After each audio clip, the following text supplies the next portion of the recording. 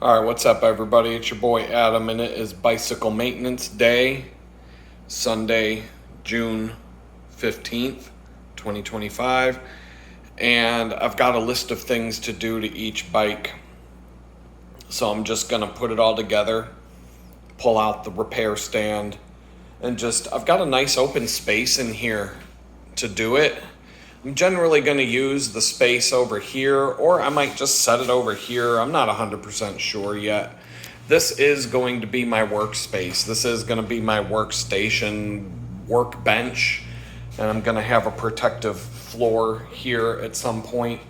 But it doesn't mean I can wait for that stuff to be done before maintaining my bikes, or I'm not going to be able to get to work.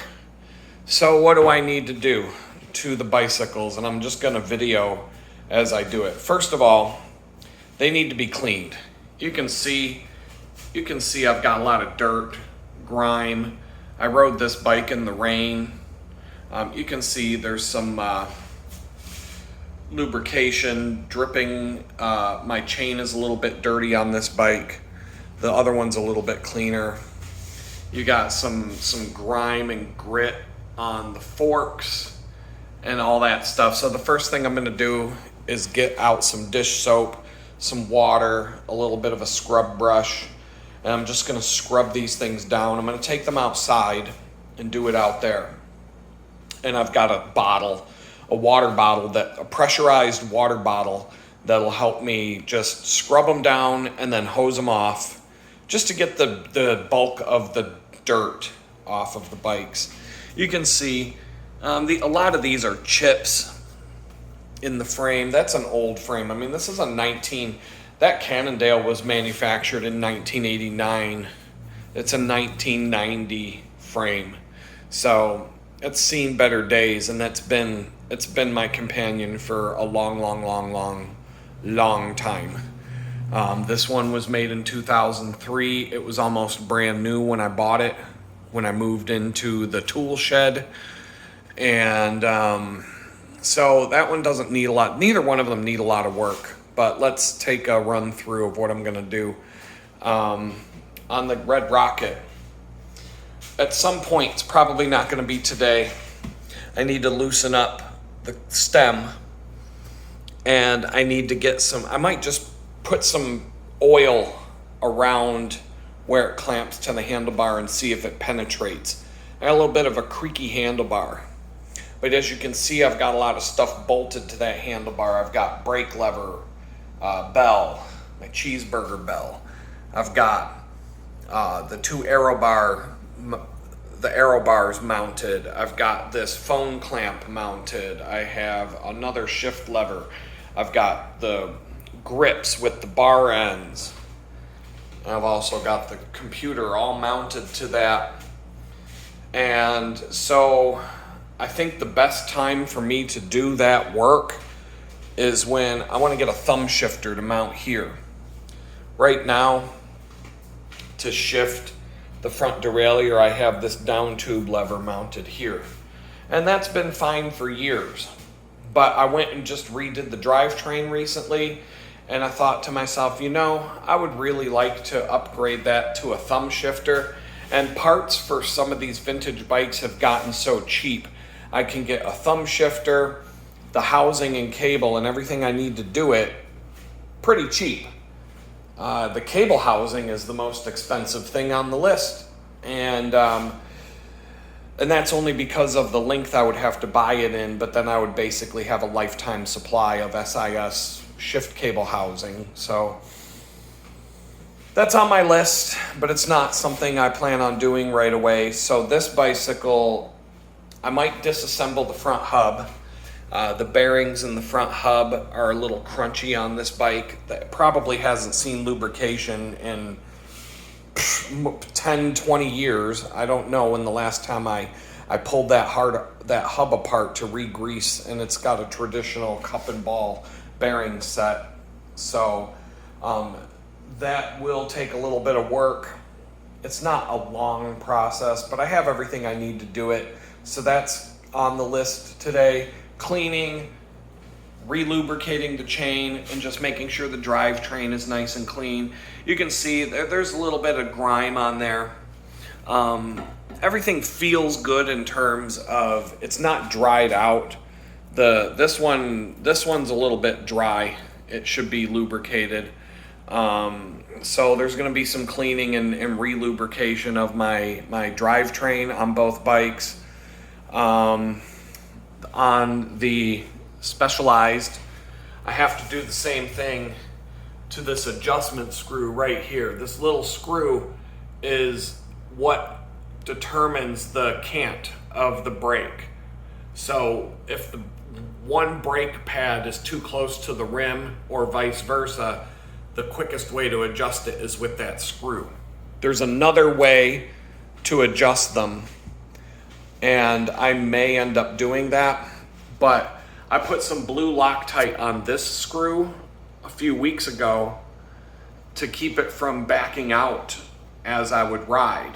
I would go on a ride and the road vibration would cause the screw to unscrew itself and cause one of my brake pads to start rubbing against the rim too much. And so a little bit of blue Loctite, haven't had any problems since.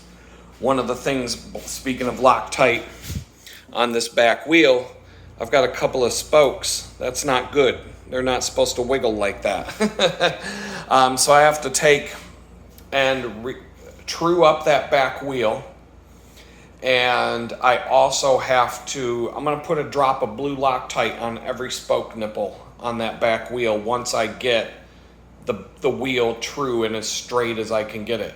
As far as the straightness of the wheel, you can see it's not too bad. It's got a little bit of movement side to side, and you can look at on your own bike. You can just check that by looking at the rim in relation to the brake pads when you spin the wheel, and that'll tell you. You can even use the brake pads as a guide to true that wheel and to get it as straight as you can.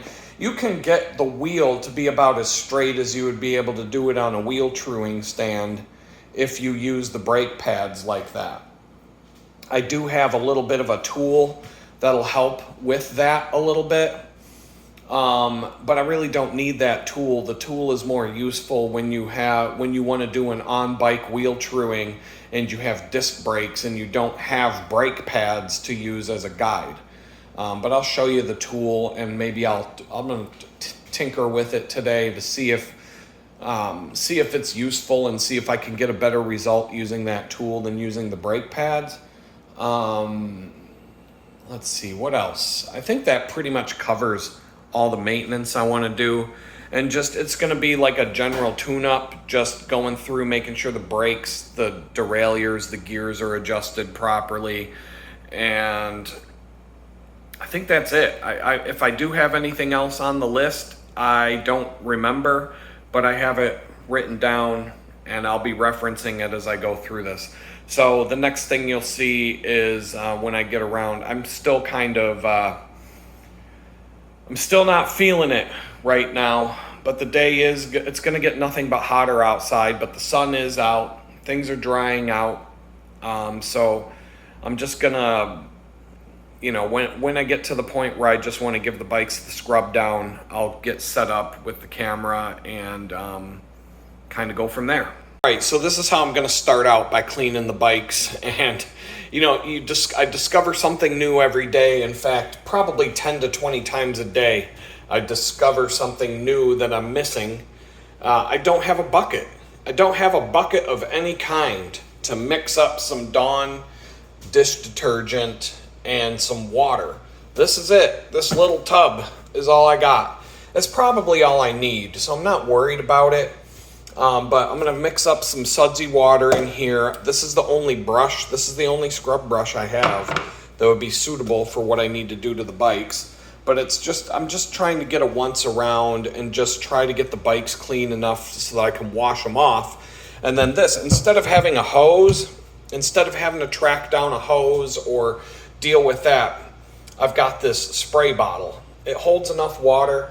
And the nice thing about the spray bottle here is that I can control the water pressure that's coming out of it.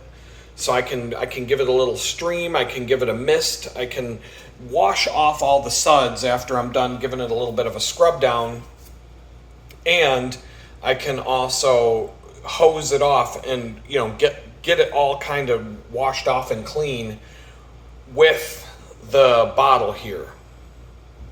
And so that by doing that, it helps keep me, if you use a hose and you have too much water pressure, you could be forcing water into places on your bike that you really don't want water to go. And all you really need to do is give it a light rinse off. That's also a nice handy thing to have if you go mountain biking, you come back and your bike is covered with mud.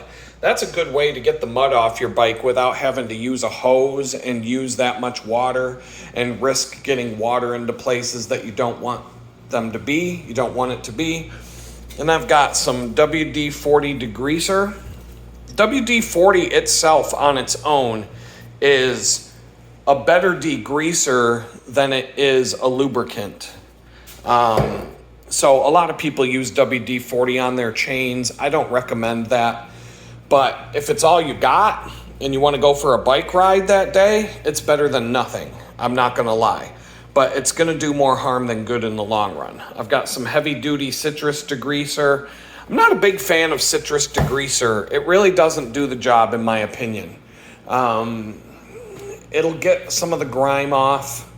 But I also have mineral spirits here. I'm not doing anything that's going to require some heavy-duty solvent to clean. Like if I was to pull a chain off the bike and get it down to look like brand new chain, I would use mineral spirits in this little tub and just soak and kind of wash things around. You can get an ultrasonic cleaner and you can get a parts washer, and mineral spirits are probably one of the best things to run through your parts washer. So I'm going to start by taking the bikes outside, and like I said, I'm going to give them a hose down and whatnot, but I'm going to document the whole process of what I'm doing today and just kind of play around and see how easy it is to do things like that while I film it. All right, so you can see I got my little cleaning station here set up. That's my little bike parking stand that I made at my friend's house with some scrap lumber. You just lock your wheel, you just slide your wheel in between the 2x4s, and it helps keep your bike upright. And so that's what I used to use at, when you saw my bikes on the porch at the last place. That's how I kept the one bike standing up. The other one I just leaned against the wall. But now I have the indoor bike rack, so I took that 2x4 thing that I made, and I just have that next to my front door on the tiny house here, so when I come home from work, I can just slide my tire into that thing and park my bike. The other day when my bike was covered in water, it was a nice little thing to have, so I could let the bike just sit outside and kind of dry out after the rain stopped. And so now I'm just going to take some soapy water and I'm just going to go over the whole bicycle and just get up in there, just everywhere I can on the frame, mostly on the frame, and just parts, just kind of go through the whole bike, just give it a bath.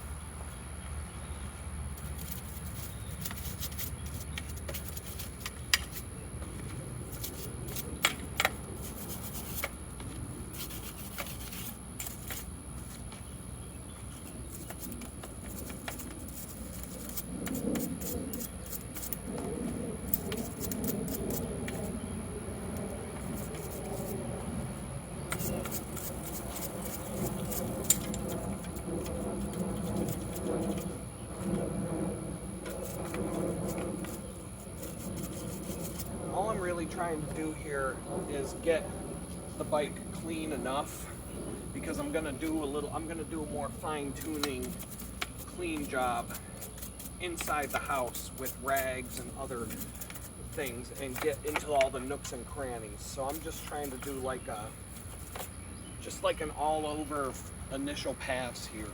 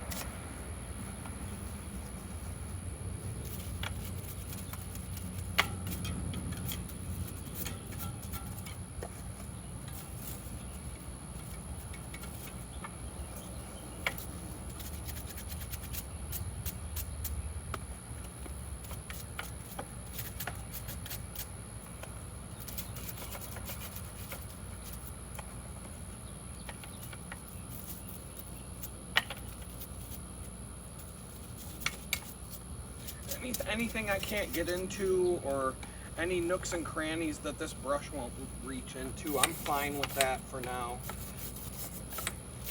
Because all I'm trying to do is get just a all over kind of a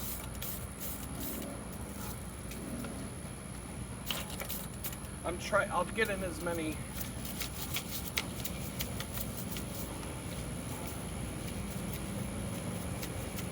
got the ice cream man driving by.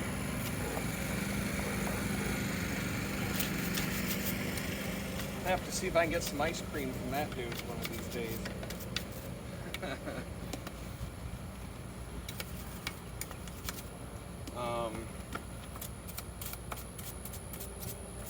But all the little nooks and crannies that this brush won't get into, I'm not worried about it. I'll get into those areas with smaller brushes and or my a rag and my fingers, and just work that all in.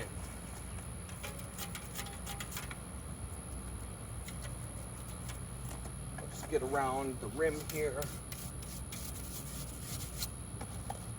tire.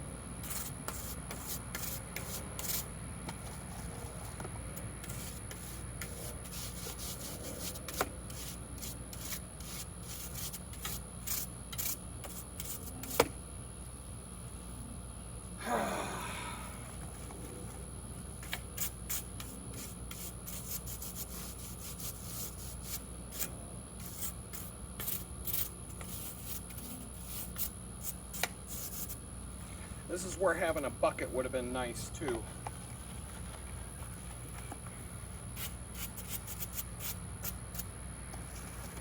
Because I'm almost out of cleaning stuff.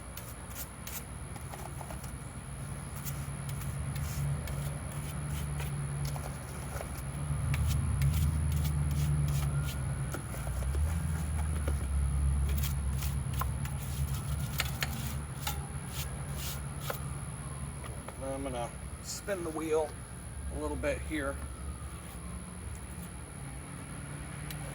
Get the parts that I can't get to.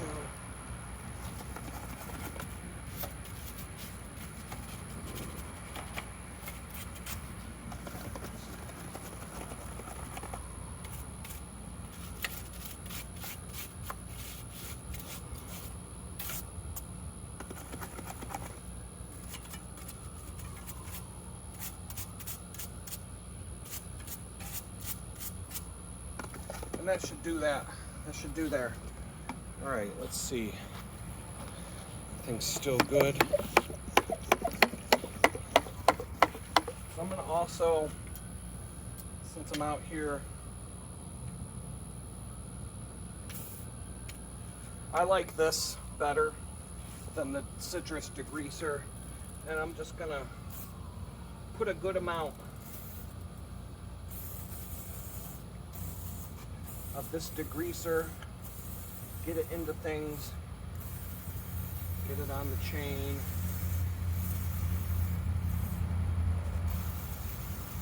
Into some dirty areas.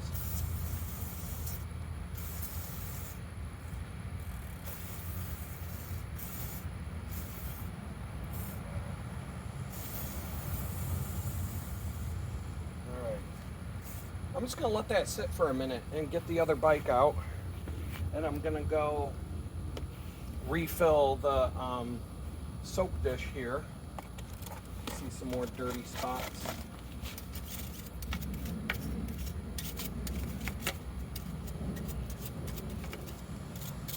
So I'm just gonna let that all soak in for a minute and work its magic.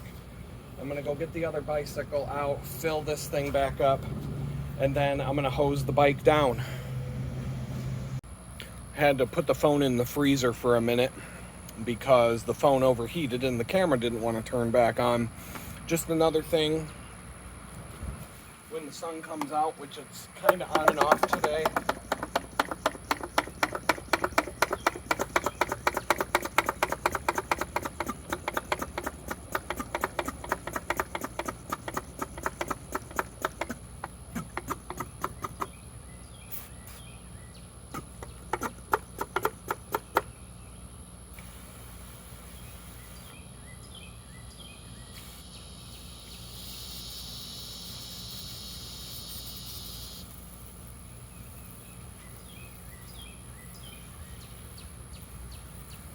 you just want to wash off all that soap and just have all the dirt and grease that it picked up drip down to the ground or whatever, and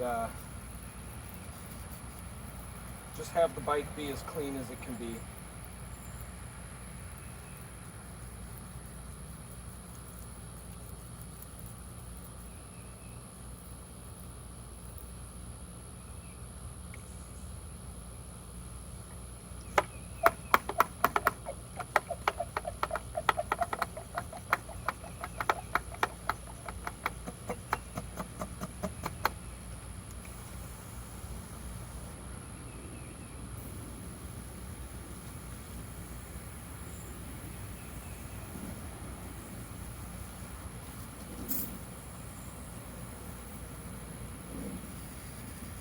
That's all it really takes to take that initial dirt and road grime off.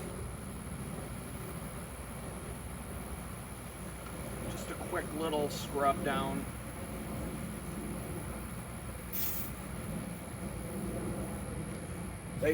We used to say when I worked at the bike shop in high school, a clean bike is a happy bike. And I agree with that wholeheartedly. Not only will your bike function better when it's clean, but when your bike is clean, you'll see problems before they become big problems. You'll notice a crack where there shouldn't be a crack, or you'll notice things. If you take care to keep your bike clean, you'll notice when things aren't right. I'm not saying you have to do this every time you ride, but like once a month, under the conditions I'm riding in, seems about once a month is a good time to interval to do bike maintenance. Let's see if the camera still works. Yeah, I gotta watch it because when the sun comes out, the thing's gonna get hot. And wipe that off a little bit. And just kind of give everything a little coat. I'm just gonna let the bike sit out in the sun while I work on the other bike. And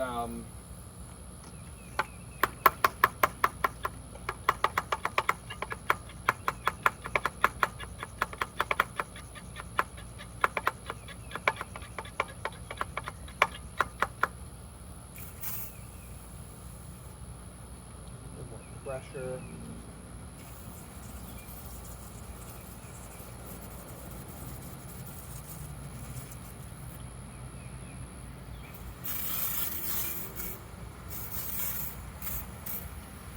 And just kind of let the air, let it dry off out in the sun a little bit.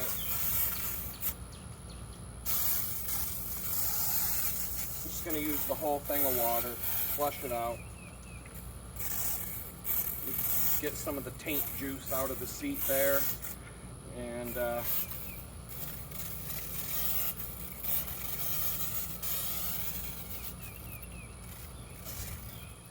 pretty much it right there.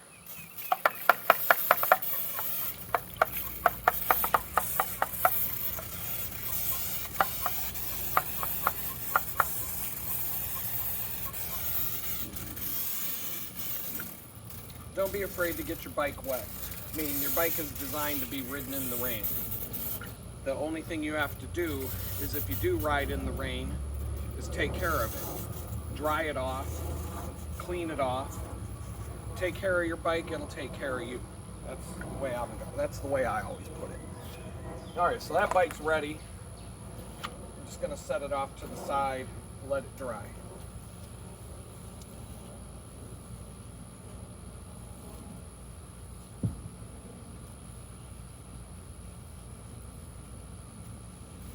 call up the next contestant here. Set this bad boy out over here. Out of the way. Just let him sit.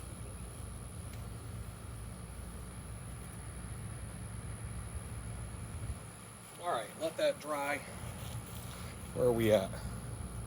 Alright, I'm going to need to go refill the water.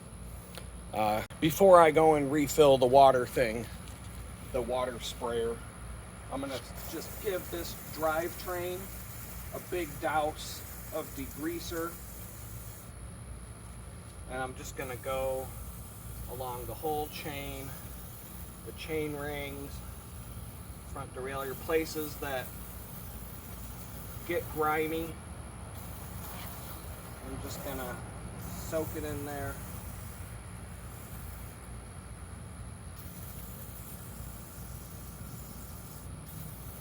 Just really good, generous amount of this stuff. Let it work in there. Get up in there, in there. Just places that get really crummy like that. And you can see it's starting to drip down. And so I'm just going to let that work its way in while I go refill this water bottle and probably put the phone in a freezer for a few minutes.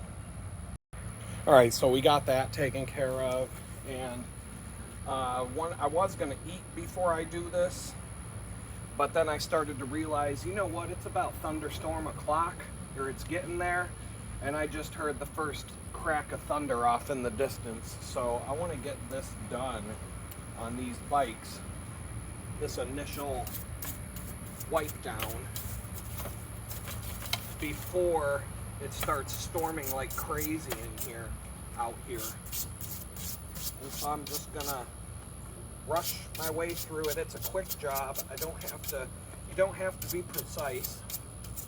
All I'm trying to do is get that initial layer of dirt and grime off the bike. This bike got really dirty because I rode in the rain 2 or 3 times this week, and it just isn't happy. Bikes, you know, this bike doesn't really like the rain all that much compared to the Red Rocket. Normally I would ride the Red Rocket, but with the spoke issues and the fact I didn't feel like doing anything about it this week, it left me with just this bike to ride. But moving forward, if the rain is in the forecast, the Red Rocket is on deck. On dry days, I'll be riding this bike more. Just to keep them both, you know, it's kind of like a car. You want to ride your bikes. Don't let them sit a long time without being ridden. You know, if you own it, ride it. Unless it's unless you got something like a collector's item. Like if you have one of the bicycles that Lance Armstrong cheated on to win the Tour de France, and it's the actual bike he rode, then maybe you don't want to ride it all that much, because there's, you know, that's got some sentimental and collectible value there. But let's see here. There's a bike for sale on Facebook Marketplace right now that was built. It's a lesser known bike builder. Simonetti, I believe, is the name of the bike builder. And they're very rare. And the guy who built it went to prison for chasing around women with a pair of scissors and cutting their hair off. And I'm like, and this time trial bike that this guy built is on Craigslist, or is on Facebook Marketplace for about $500, and you could probably talk the guy down. And as a bicycle, it's worth that on its own. But I figure that's probably a cool collector's item, because I would be the only one in town riding on a bike where the guy who built it went to prison for chasing women around with a pair of scissors and cutting off their hair. And wouldn't that be fun? That would be a fun bike to ride. That would be a fun little conversation piece when I show up to the group ride or the weekend race or what have you. What the, when people ask me, because they're going to ask, what the hell kind of bike is a Simonetti? I've never seen that before. Well, let me tell you a little story. Gather round, kids. But I think someone's about to buy it. It's been listed for a long time, but now it says it's pending sale. So somebody else might have looked that up and thought, oh wow, what a conversation piece that would be in my collection, and acted accordingly. So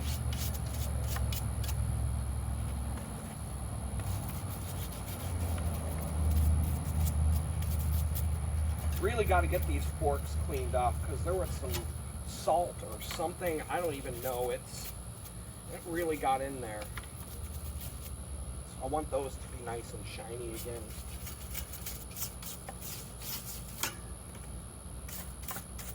There we go.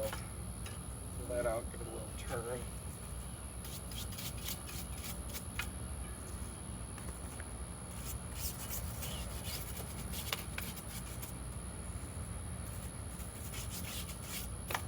And I think I've got, let's see, I've got more soap.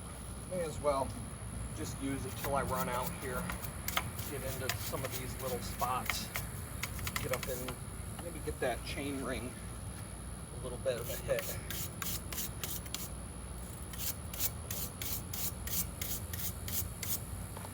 Make that thing look nice and shiny again.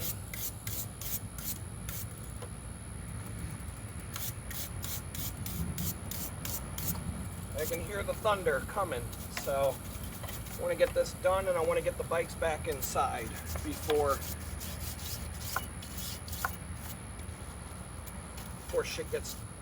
shit starts popping off. Let's see here. How about this back wheel? I get both sides, it looks like it, but why not hit it again?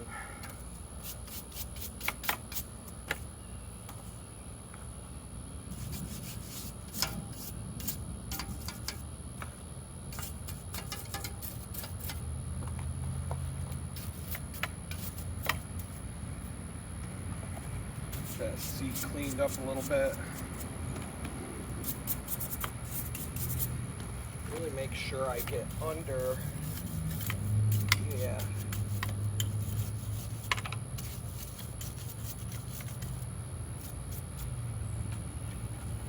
Get that water bottle cage.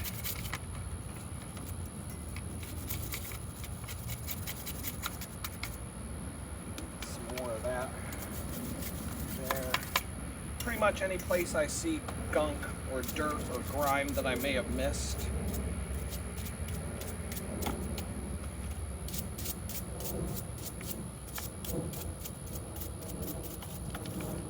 I see a spot right there. Getting up on that. A little bit of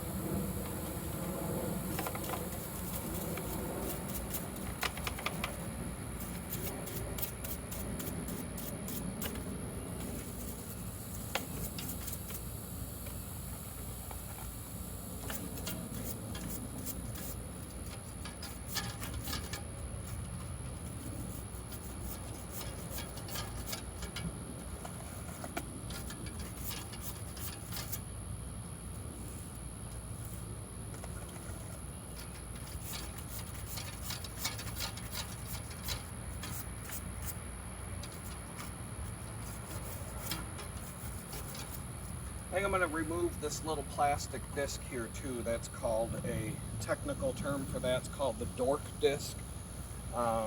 It's meant to protect your spokes from your chain shifting into them.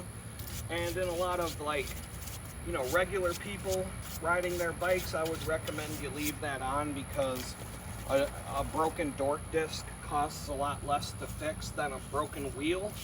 But I do a good job keeping my bicycles maintained and tuned, so I'm not really having the problem of shifting into the spokes.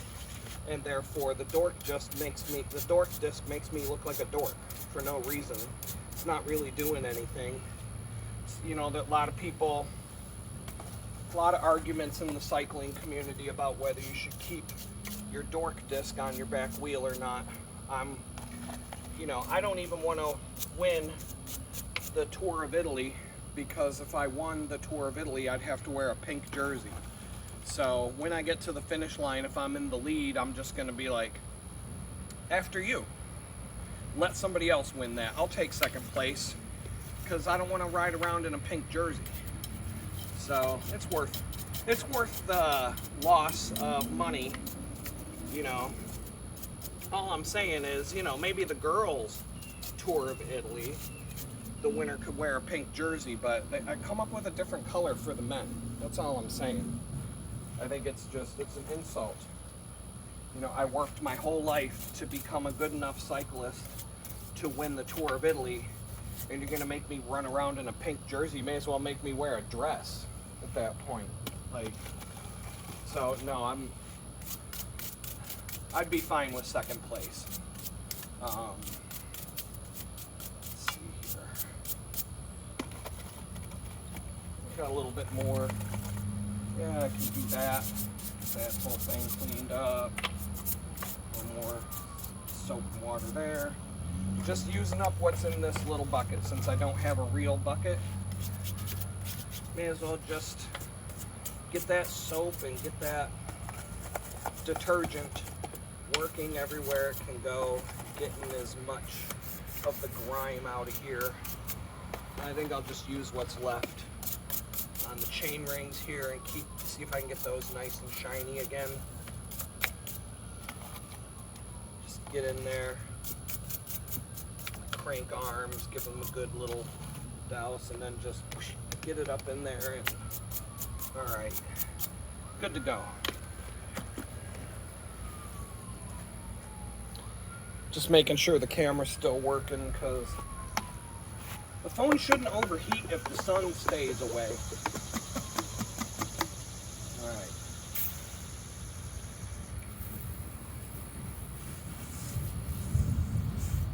Here comes that thunder. Better get this done soon. You can see I can watch a lot of the grime and dirt just working its way out, flushing itself out. There's going to be resistance to the water in the places I sprayed that degreaser, but that's fine. It's still doing a good job cleaning up the drivetrain and working its way in there. So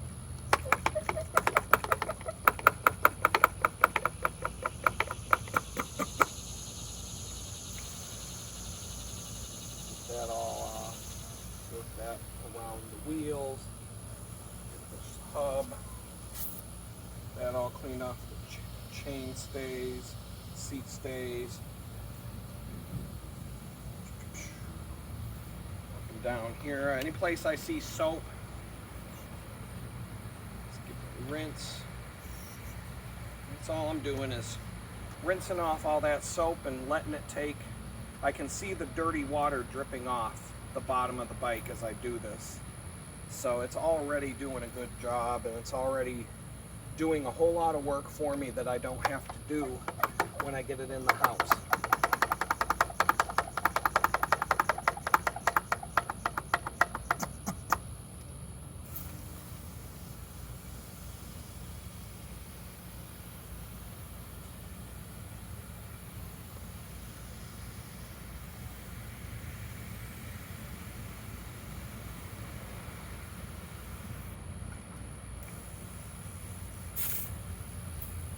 Really didn't get into washing off the handlebars on this one. Maybe I could have used some of the soap for that, but it'll be fine.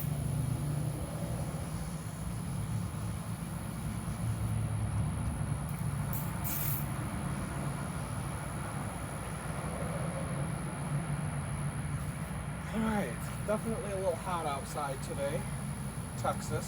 This is what happens here.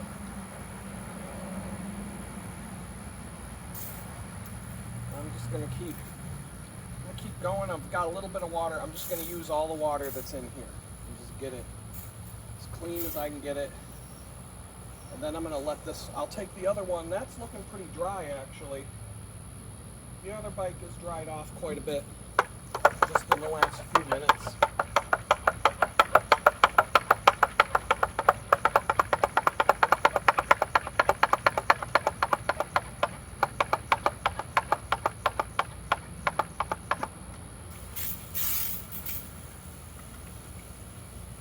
Yeah, it looks a hell of a lot cleaner. Let's get it into some of these nooks and crannies.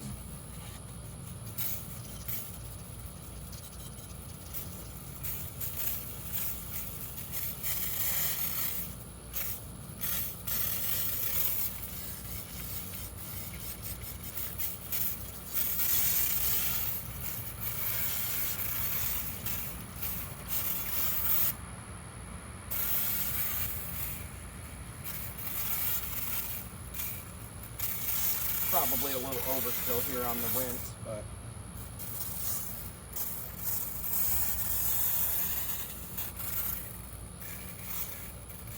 some grass, get rid of that.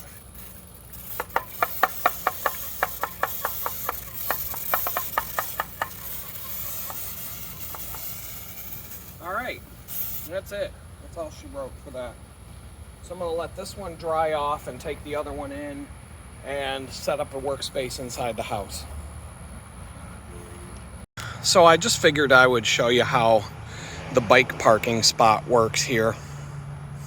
I just hooked my front wheel into that thing next to my stairs when I get home, and I can just leave the bike sitting here for a while if I want, while I go in the house, get my shoes off and whatnot. And everything's being worked on out there. We're trying to make it so that it's not as muddy, putting down some scrap stones and things like that. So I'm gonna hook this into the tripod here, and I'm gonna get a little workspace set up, and I think I'm gonna have a snack, and I'm just gonna chill for a minute before I really get started. And because I can do everything that's left inside, and all I'm gonna do is hang the bikes up here while I'm working on the opposite bike. And I don't know how long it's gonna take because I'm filming it and everything along with doing this. But I'm gonna work at it until about everything that I wanna get done is done.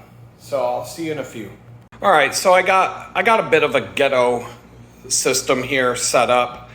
I found a trash bag, and I'm just opened it up, turned it into a ghetto drop cloth, so that you really just need something under the drivetrain, different parts of the bikes, to keep the floor protected a little bit. So for now, and this is reusable, I'll just wipe up whatever spills on it, fold the thing back up, and store it someplace so that I can reuse it next time I work on the bikes like this. One thing you want to do when you have a bike work stand and you're going to put a bicycle in it, drape a rag over the clamp. And when you clamp your frame into that clamp, it'll help protect your frame a little bit from getting tore up from the clamp on the bike rack. That's something that we used to do all the time in the shops that I've worked at. It works. It definitely makes a difference. So I'm just gonna set this camera up on a tripod and get to work. I mean, this is all a bit ridiculous, not having a dedicated space to work on this. I don't know what the camera is gonna capture and not capture, so you'll see me fiddling around with that. But I'll just get this tightened up a little bit. One more. And right about there. Right about there. I don't like that. Right there. Perfect. All right. Let's see. I'll get that right about there. I know I'm going to get, something's going to get on the fridge, but that'll wipe off easily. Make sure my garbage bag cover, it's pretty good coverage here. Anything that's gonna drip off the bike is gonna end up on this garbage bag. So I'm cool with that. That, you know, as long as I don't go slipping and sliding on this thing, I'll be all right. I just want to see, can you actually see? Yeah, it's kind of good. I mean, I can sit here and play with the angles and, you know, with the situation here with the tripod and just kind of work on that a little bit. But I'll do some close-ups and whatnot. Oh, let's see here. I don't even know where I want to begin. One of the things, get a rag, start. Just clean bike is a happy bike concept. That's kind of blocking me from getting to the space back here, but whatever at this point. Can't have everything I want. One thing with bicycles, if you want your frame to look nice and shiny when you clean it, furniture polish. Pledge. Every bike shop mechanic that knows what they're doing is going to have a can of Pledge on their workbench, and that's what it's for. I don't have any, just add it to the list of things I don't have. I've got this Everspring wood surface cleaner that's basically like an eco-friendly bottle of Pledge, I guess. It's you know, tree hugger Pledge. So it's probably not going to work, but I'm going to get it on here a little bit. Just spray it on the frame a little bit, and just let's see what it does. Let's see if I can shine up my bike frame with some tree hugger Pledge and see how that goes. Just kind of get it on the different parts of the frame, all the main tubes, and just I may even pull the bike off the rack, or I'll wait until I'm done and get that seat post, the seat tube, a hit of this stuff. But I'm not going to put it on too thick. I'm just, all the main tubing of the bike, just get it on there enough that I can get the rag soaked with it. And it does have a nice, little bit of a nice smell. But you can already see, the bike is already dripping.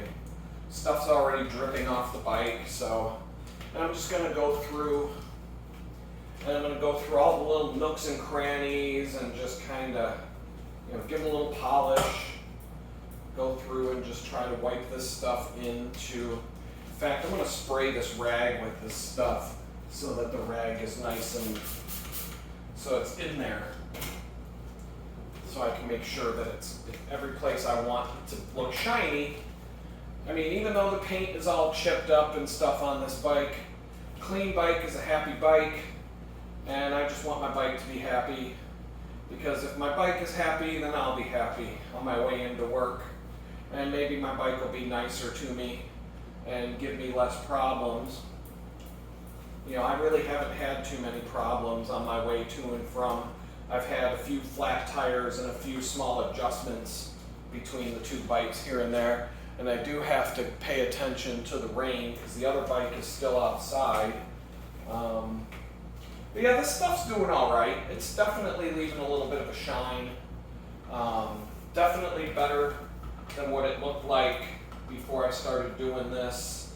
So I'm just going to give the frame a nice, just give it a nice, especially these plastic parts, that'll make the plastic nice and shiny and dark, deep black again.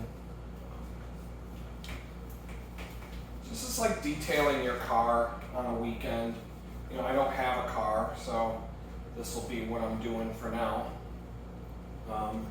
It's looking like, I mean, I haven't really looked into it since the first time, but you know, $1,200 to get a car shipped. I keep looking on Craigslist and Facebook Marketplace for cars. And for $1,200, I still can't find a car that runs. Every single car in that price range says something to the effect of, well, it would run if you put a new engine in it, or, you know, it runs great except for it needs a new transmission. Well, if it needs a new transmission, then it doesn't run great. Runs great means that it runs, and it also runs great. Not just runs, but runs great. That's what that means. It doesn't mean oh, it runs great, but you need a new transmission. Or it runs great. Runs great if you put it, well, yeah, if you put a new engine in it, it probably will run better than having an engine that's blown up. Yeah, I totally agree with what you're saying there. I get it. I hear you. But that's, oh shit. I think I hear rain. Yep.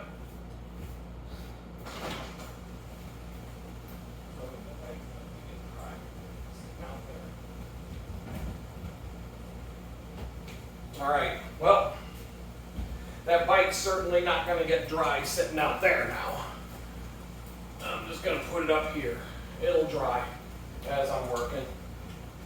It should, if it drips, it's just water at this point, but I don't see, there's nothing dripping off of it. So here we go. Where did I put that rag? I had it in my hand, it's right here. All right, just keep going back. That was on the forks. And so yeah, it's looking pretty good. I mean, when I'm done and I pull it off the rack, I'll give it another quick little wipe off with this rag, but getting everything nice and clean before I dig into the work, it just helps. It helps everything. And now I have a list of things that I want to do to the bike. It's on my laptop there. And I think there's one thing I thought of on one of the bikes, and that's already slipped my mind because I didn't write it down. And I'm going to think of it after the fact, after I get everything put away. And I should get in there and just give that a little back and forth. Turn that.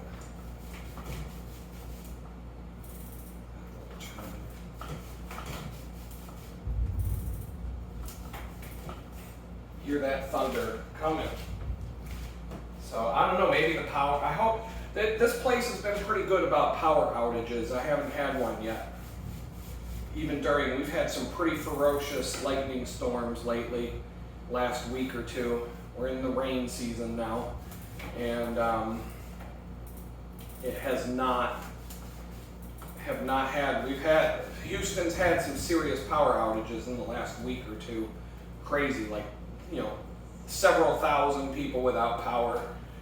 So it can happen, but it hasn't happened here yet, and I'm thankful for that so far. I mean, it's helped me out quite a bit without having to deal. I got enough stuff to deal with right now. I don't, it's just going to make things more difficult. Well, it's not too bad. I mean, there's it's not perfect. Furniture polish would be better. So I'm going to put Pledge on the list. And I wish I could remember what the hell I wanted to do that I didn't add to the list of stuff I want to do to the bikes. It happens all the time. But anyway, next thing I'm going to do is true the wheels. Let's set this on here. I'm not even going to use that new little tool that I got because they just don't need it. But anyway. Alright, so I'm going to true the wheel. And you can see right here what I'm talking about. You can do this on a bike with rim brakes. You can see that I've got a little bit of wobbliness going back and forth. It's not ridiculous. I mean, that's not, I didn't even notice anything was wrong with the wheel until I noticed that I had a couple of loose spokes. So the first thing I'm going to do is go find my spoke wrench. All right, thunder's coming. So the first thing I'm going to do, let's see. Those are kind of loose, but this one's really bad where my finger is. And so just so you can see right here, the spoke nipple. And I always try to use on a multiple spoke wrench here. I always try to go for the smallest one. And if it doesn't fit, great. So it's actually going to be a 1. And so what I'm going to do is just tighten this up enough so that it feels about the same tension as the other spokes on the wheel. Boy, it definitely, the one next to it's even a bit. So this one here, I'm gonna go like that. Then this one here. And it's gonna throw the wheel out of round even more than it is now. You can see, look at how it's wobbling now. But what I need to do is I need to make sure that all the spokes have tension on them. I can't just have one spoke that's super loose while the other ones are tight. And so I'm just making sure I'm feeling around the wheel. Here's another one. You can't really see if I zoom out. You can see that that's really loose. So I'm gonna give that one a few turns because they're way off tension wise. And I'm gonna have to hold on a second.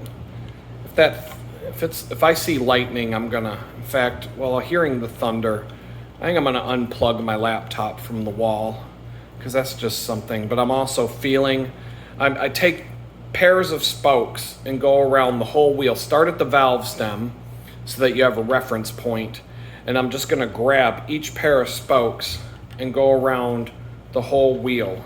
And anything that feels a little bit loose,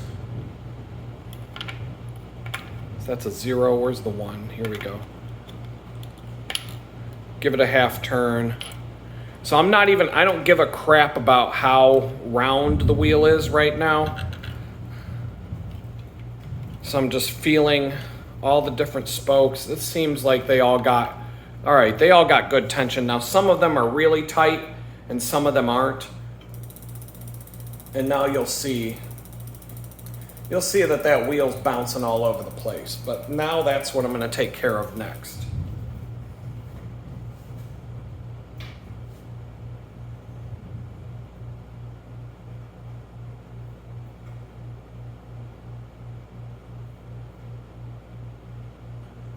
I'm over here on I'm looking at my list of items to take care of here on both bikes.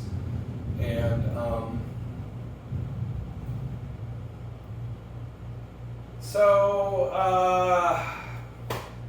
man, I wish I knew what the hell it was I want to do on that other bike. Oh, the Dork disc. I remember now. Put that on there.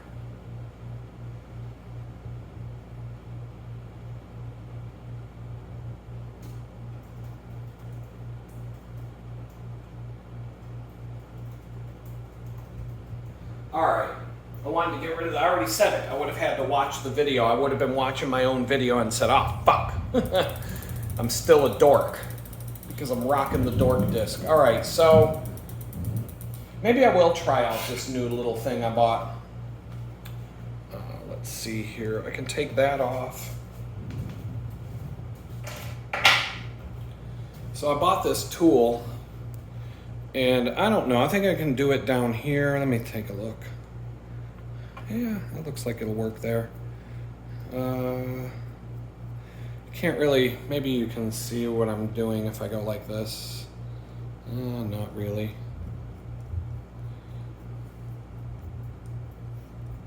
I just want to play with this thing that I bought and see if it's any good and see if it was, see if it's useful to keep in my mobile bike kit. So far, I'm not feeling it. Well, okay, I can probably, I don't know. I can't put it anywhere. I think I could put it there.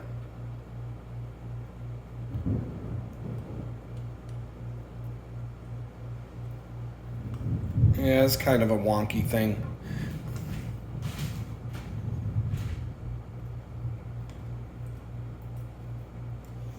Might actually be useful down here. Yeah, that might actually be okay. All right. It just gives me a nice...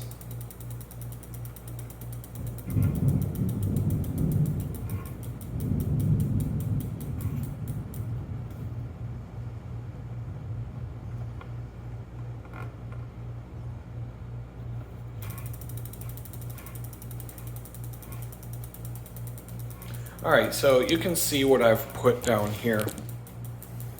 If I take the phone off for a minute. You can see I've got this little tool here that I just strap on with a rubber strap. And it's got a little pointy thing here, right here. And so you can see, oh, that's no good. Hold on. Maybe if I spin the wheel. Great. Oh man, I am so sick of these thunderstorms right now. All right, so if I spin the wheel forward only, I can take this little point thing here and kind of lock it in place, get it close to the rim. And then if I spin the wheel,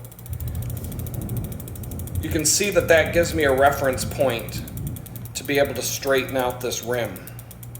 And so let me see if I can arrange the tripod to get a better shot while I work on this. Works way better on the non-drive side, but you can see it kind of gives me a nice little reference point. It's the same as using the brake pads. A wheel truing stand would work the same way. It's just going to give you a little more accurate result. So because of how inconsistent the wheel tension was, what I'm going to do is all the points where it's hitting this thing. So if I just put this a little closer to the rim, right there, it's hitting that. So what I'm going to do is I'm going to tighten the spokes opposite that spot. So I got to look again. Right there. So I'm going to give the spokes opposite that spot. And you work in quarter turn increments, generally speaking. You don't want to get too crazy because a quarter turn can do a lot. And what I'm feeling as I do this is that the spokes on the opposite side of where it's doing that have a lot of tension on them. And so I may have to loosen spokes at the same time I'm tightening them.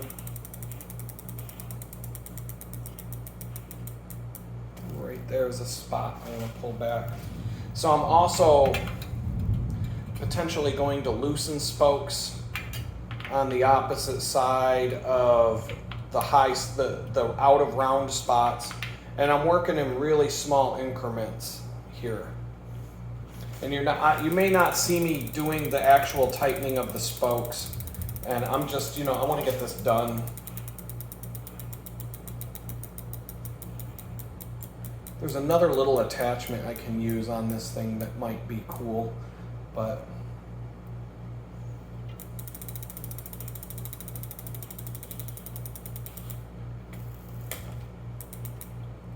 oh shit.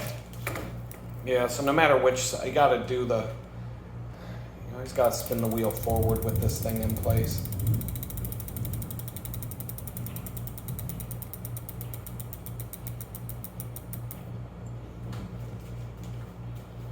And it's just a patience thing. You just have to take your time. And, if you're in a hurry and you're out in the field, you're on a bike ride, and you need to get home, you can get it good enough in a lot of cases without going crazy.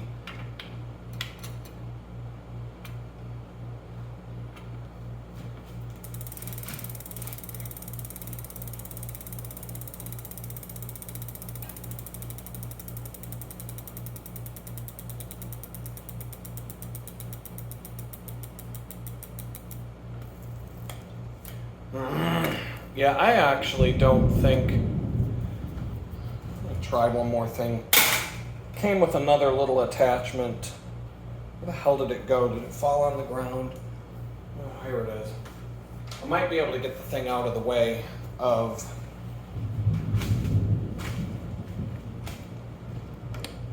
put this little thing on it. And that'll help me get it out of the way of. That's just gonna.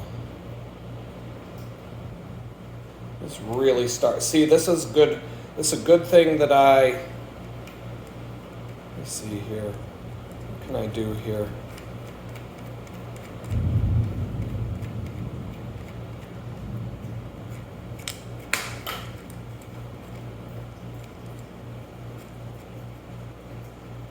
What the fuck?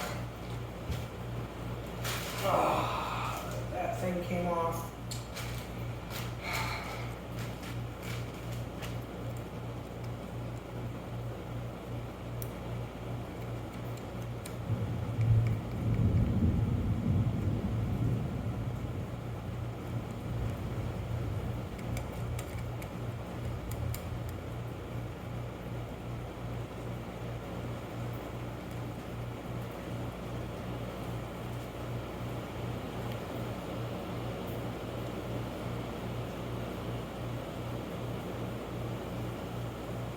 All right, that might help.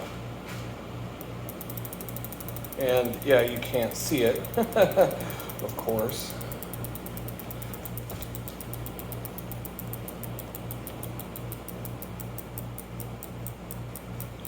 Boy, it's really hard to get the camera angle. You can kind of see what I'm doing here. I'm just using this as a reference point to see where the wheel is off side to side. And so I'm just putting this thing close and just letting the rim hit it. Now right here I see a spot. Son of a bitch! Yeah, I don't like this. But I can see a spot where the wheel hops away from it. What's happening is when I move the wheel backwards, so right there, I need to put tension on. I need to put tension on this spoke. Pull it back in that direction a little bit.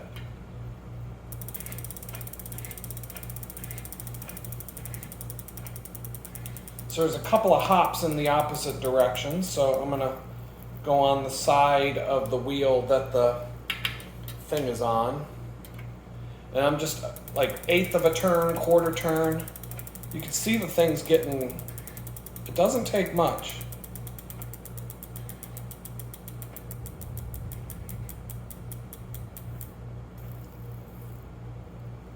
I'm gonna go here, give that little tink.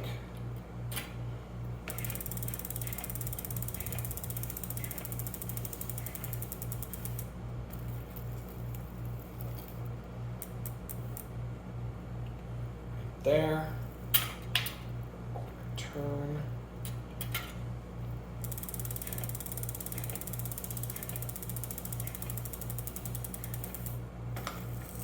fuck! See, what's pissing me off is that the crank arm keeps hitting the thing as I spin the wheel backwards, and yeah, there's nothing I can really do about that. There's another ghetto trick that you can do. You can wrap a zip tie around your chainstay and cut it so that the piece of the zip tie is hitting the rim. And that will basically do the same thing I'm doing here. And that's a nice little trick. I'm just playing around with this thing, so I hate that already. I could also figure out how to mount this thing higher up on the seat stay chain to get it away from the seat, from the chain stays here. And then the crank arms won't affect it at all. But I'm getting really close to this thing being good.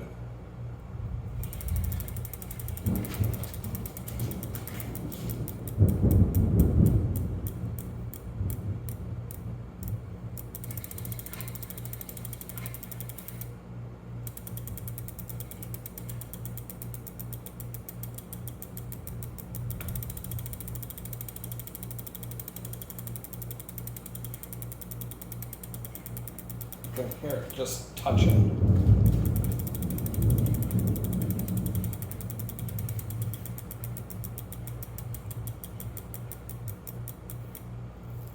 Right there.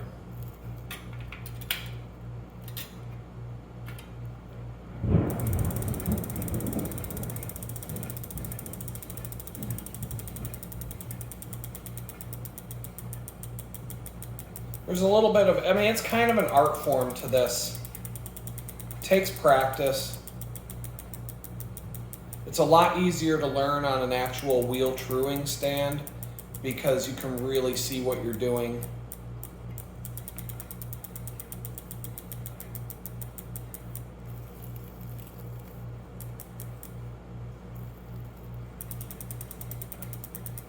So I'm gonna mess around. I'm gonna put this in a different spot, but I'm looking at the brakes. I mean, if I was using the brake pads to do this, I'd be done now. And I'm just gonna show you. I'm gonna pop this off and just show you. I don't think I'm gonna do any more. I think it's good enough. So you remember what it looked like inside up next to the brake pads. Now when I spin the wheel, look how straight that is. You can see it's not moving side to side anymore. I mean, that is good enough. So what I'm gonna do right now, because this wheel keeps coming loose, the spokes, is I'm gonna take the blue Loctite and starting at the valve stem, so I have a reference point, right here, I'm gonna put a drop on each spoke nipple and let it penetrate. And I'm just, you know, I'll let the camera run while I do that. Just one little drop, nothing crazy.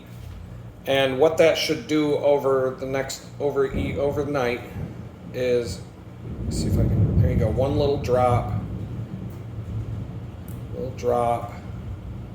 just one little tink, and just let it,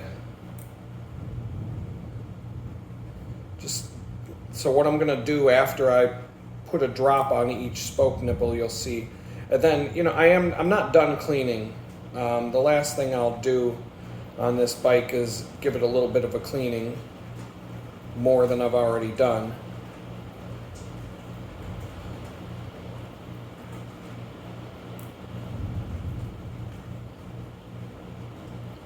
Might be a little too much on some of these, but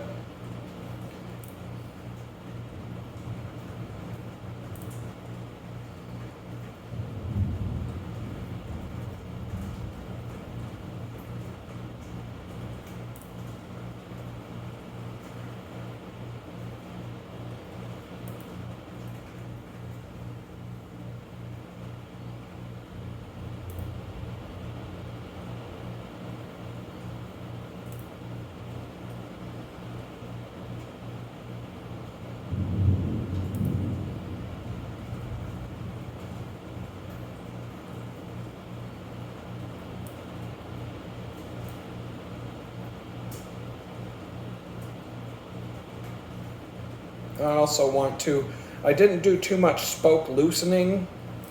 The only truing I did involved tightening certain spokes. But when a wheel gets a little bit worn out, the spoke tension becomes uneven across the wheel. And that's a sign that, you know, this wheel isn't that great to begin with, so it's just a matter of time before spokes start to break. But now that I've put a drop on all this, I'm gonna pull back the camera so you can see what I'm gonna do. But I'm going to spin the wheel. I'm gonna shift into a high gear.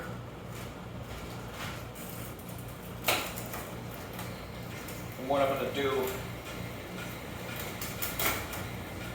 get this, pull this thing off, this little tool, and this might fling blue Loctite around the room, which I don't want, but nothing I can really do about it. I'm going to get this wheel going at a high rate of speed. Just get this thing jamming.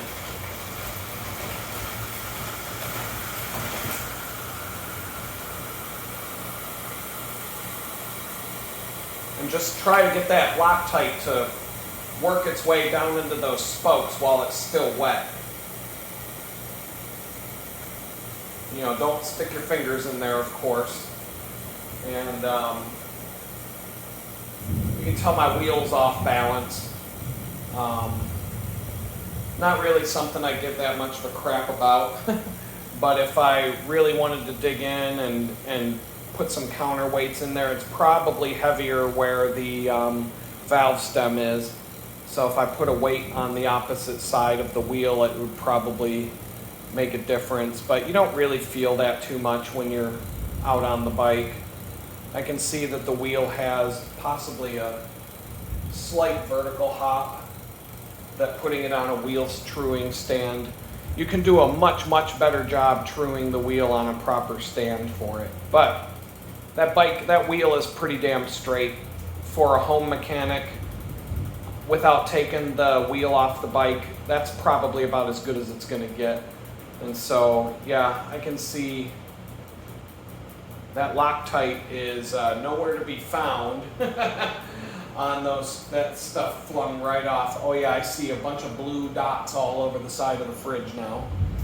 So, but it's not too bad. Things happen. So now I'm gonna lubricate my chain, but the first thing I wanna do there is take a rag. Let me just mark down that I trued the wheel on my list here and see what else I want to do. Did the Loctite. Oh, that's a good one. Okay. Really, two other things I want to do. I want to lubricate the chain, and I want to pull the front wheel off and overhaul the hub. I actually don't want to do it, but I think it would be a good idea to do that. So, the first thing I want to do for the chain, because I already sprayed degreaser all over it, I just want to take a rag and I want to go along this chain and I just want to pull off anything I can soak up into this rag to get the chain as dry as possible.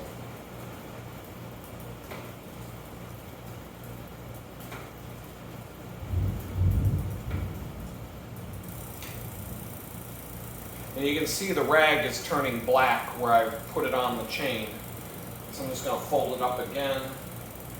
I'm going to go down here, back pedal it. Helps if I'm in a different gear.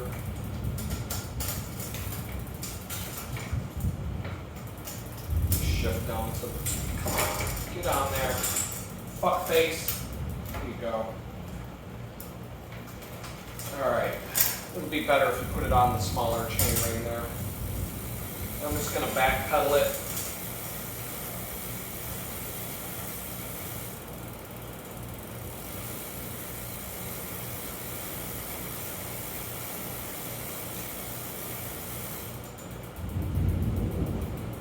Maybe one more fold and one more round.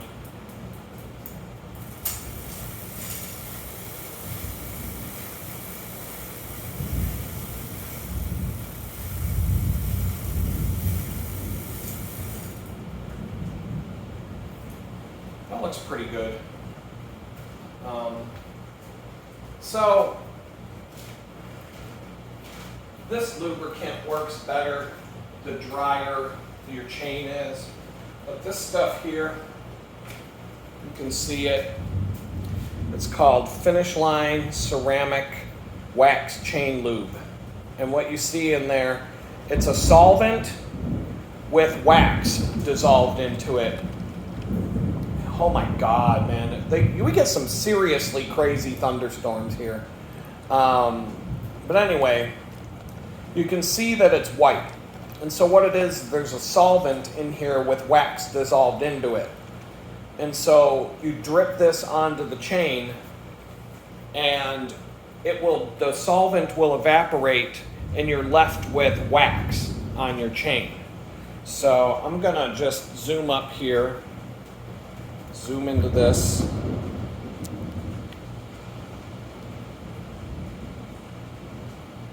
I'm actually gonna, because this is where I'm gonna do it. Right here, top of.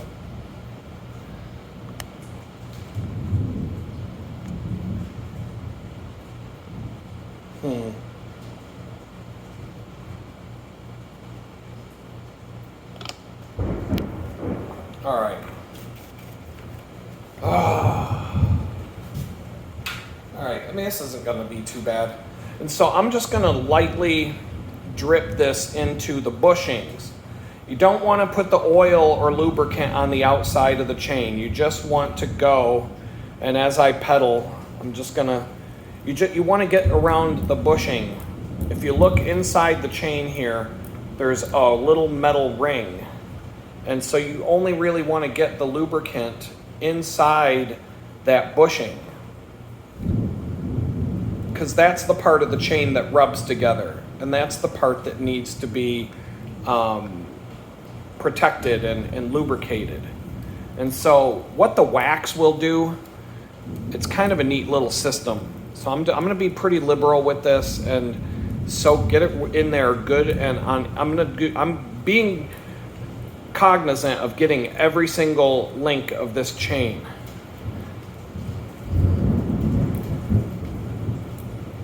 Making sure to get, you can see it's going to get on my bike, and it's going to make a little bit of a mess. But I'm making sure to get a drop or two on each link. And I see the master link right here. So if I just go one more pass of the chain, there's 120 links on this chain, I think. So each bushing is going to get wax on it. And what happens is, a nice thing about wax, when you wax a chain, it encapsulates any dirt and grime that's on the chain. And when you start to ride, some of that wax will fling off the chain, and it'll take the dirt and stuff with it. And so the chain, I like the White Lightning brand better than this, because it does a better job with the initial cleaning of the chain once you start riding it after a fresh wax. But what's going to happen is, as you ride, a lot of the dirt and stuff on your chain will get flung off, and your chain will look cleaner after one or two rides than it does after you're done lubricating. So what I'm going to do right now is I'm just going to let that sit. I'm going to wipe it off the chainstay here and just kind of. So I've got some more cleaning to do, but the next thing I wanted to do, I'm going to let that sit and just dry and let that work into the chain and the bushings. I'll pull back my camera here.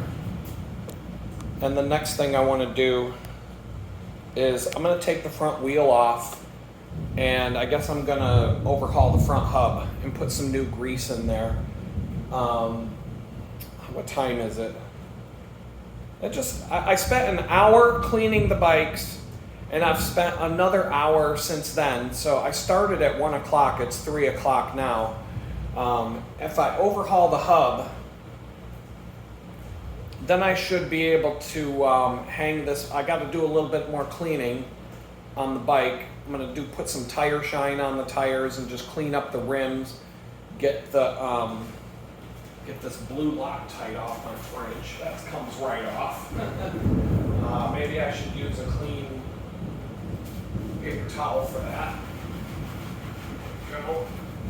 More Loctite on the fridge. That looks good. A couple of drops on the floor. But I can see that this garbage bag is doing a good job keeping the floor clean. There's a lot of crud, so I'm glad I did that. And man, it's really pouring out right now. I'm glad I had the good sense to go out there and get those bikes clean before it got crazy outside. So, let's see here. All right, so on this bike with cantilever brakes, to take the front wheel off, I just want to remove the cable that holds the brakes together, to open those up. And I've got this old school quick release, this old school titanium. I don't even remember the brand. It's a pretty fancy brand back in the day. I'm going to pop that off. So to be honest, as I move this back and forth, it feels super, super smooth. It feels just a hair loose. I can feel a little bit of play in that hub. But when I clamp it down on the wheel, there's no play at all. And I think for the sake of getting things done, and the fact that this fucking thunder is so fucking loud that I can't even hear myself think, I will admit, this house is much better when it's raining in terms of the noise that you hear. This is more like a normal small house would be. When I was in that tool shed, this rainstorm right here, you would not even be able to hear me talk on the phone. All you would hear would be, all you would hear is the rain. And the thunder's so bad right now, it's shaking the whole house. I think this is good. And, don't fix what ain't broke. And I don't want to waste time doing that. So I think it's worth doing it at some point. But for now, this hub is fine. I don't even care. Like, there's nothing. Once I tighten this hub down, I just want to get done. I did just look at the radar. It's looking like it's going to do this until about 8 o'clock tonight, which really sucks. I guess I'm going to be inside soon. Fuck, man. Oh, it's been like this for 2 fucking weeks straight. 2 weeks straight. And I'm just tired of it. Welcome to the tropics. But anyway, once I put that in, there's absolutely no play at all. The wheel spins nice and smooth. If I look at the wheel trueness, like, there's absolutely no...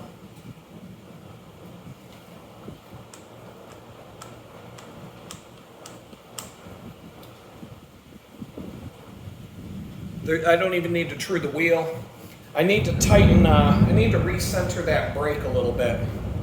That's the only thing I see, and I'm gonna have to move the camera because I can't get around it.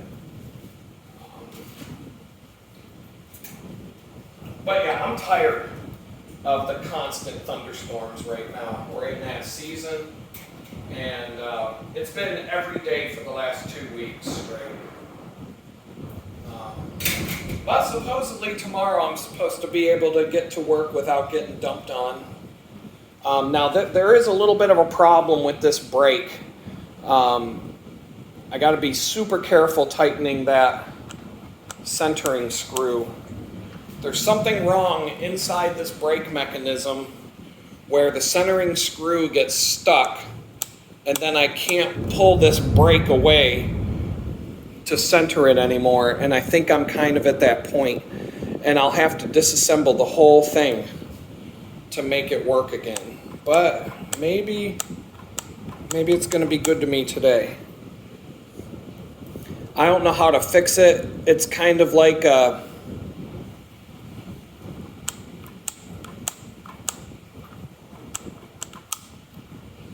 I don't know. I think I might be at that spot where I have to take the whole thing apart again. So what I have to do to fix it, I have to take the whole brake apart. Oh, it looks like it's going to be friendly.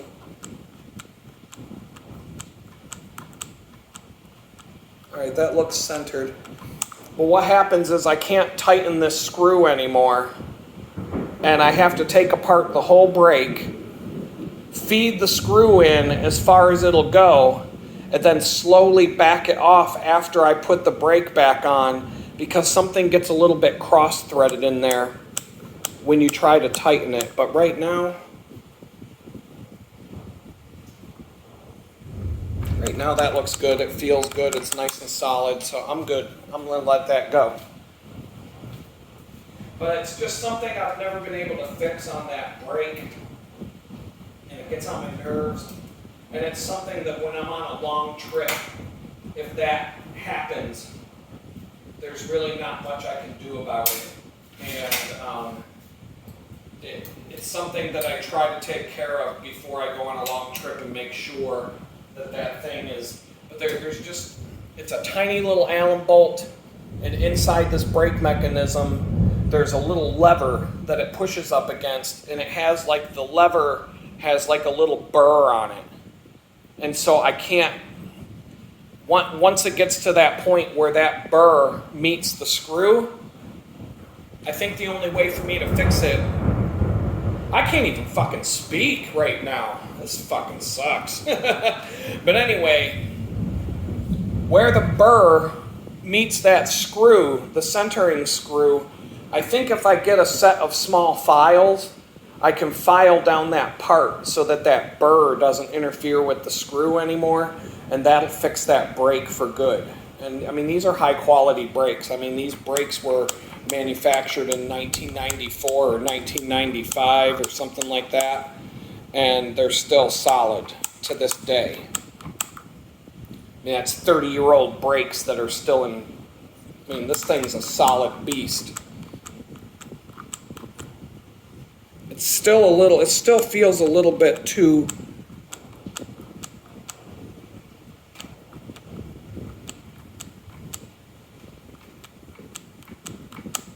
I don't know, it's as good as it gets, to be honest. I'm very fussy, and I shouldn't be today. I want to get this perfect as the enemy of done, and I think I'm doing a lot of good here. Let's see, what else? I don't think I had anything other than that on the list of things to do. I'm going to double check. I'm still going to keep that on the list, but overhauling the front hub, but I think I'm going to put that down lower, and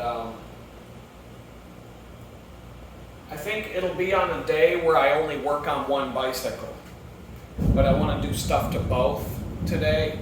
And so, okay, so next thing I'm going to do is just take a fresh rag,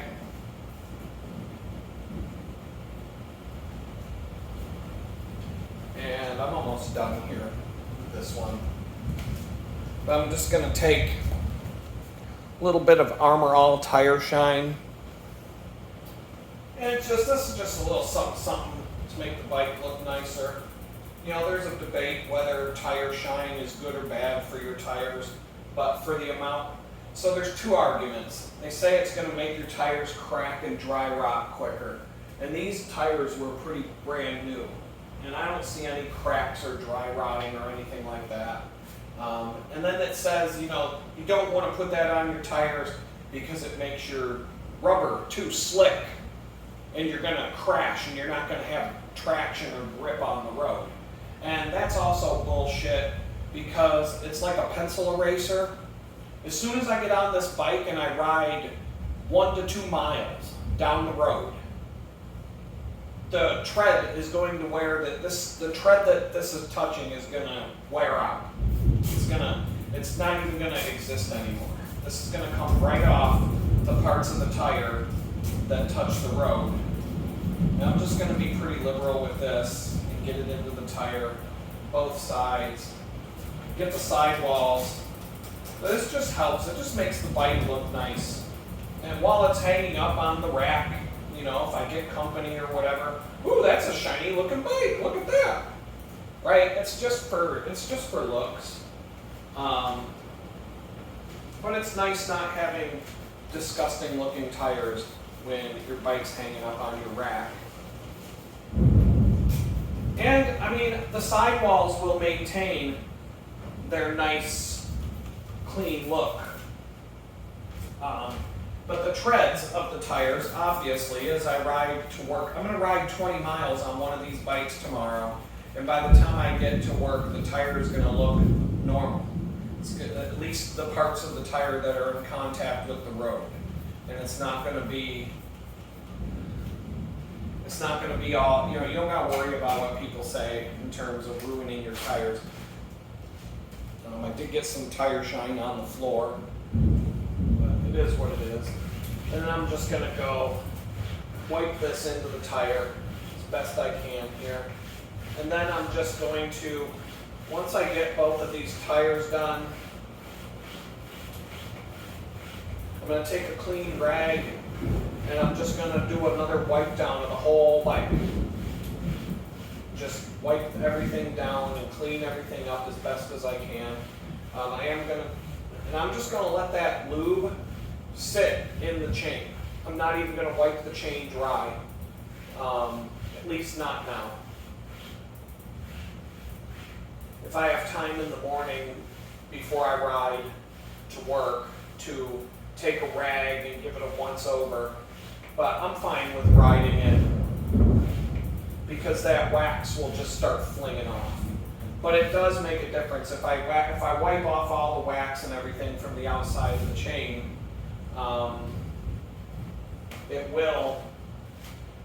It will keep the chain cleaner and the chain will look nicer for a long time. I'm more concerned about function, but you're shifting when your chain is nicely lubricated and everything's good. There's one other thing I want to do before I start the wipe down, and just the final wipe down here of just making the bike nice and tidy and clean.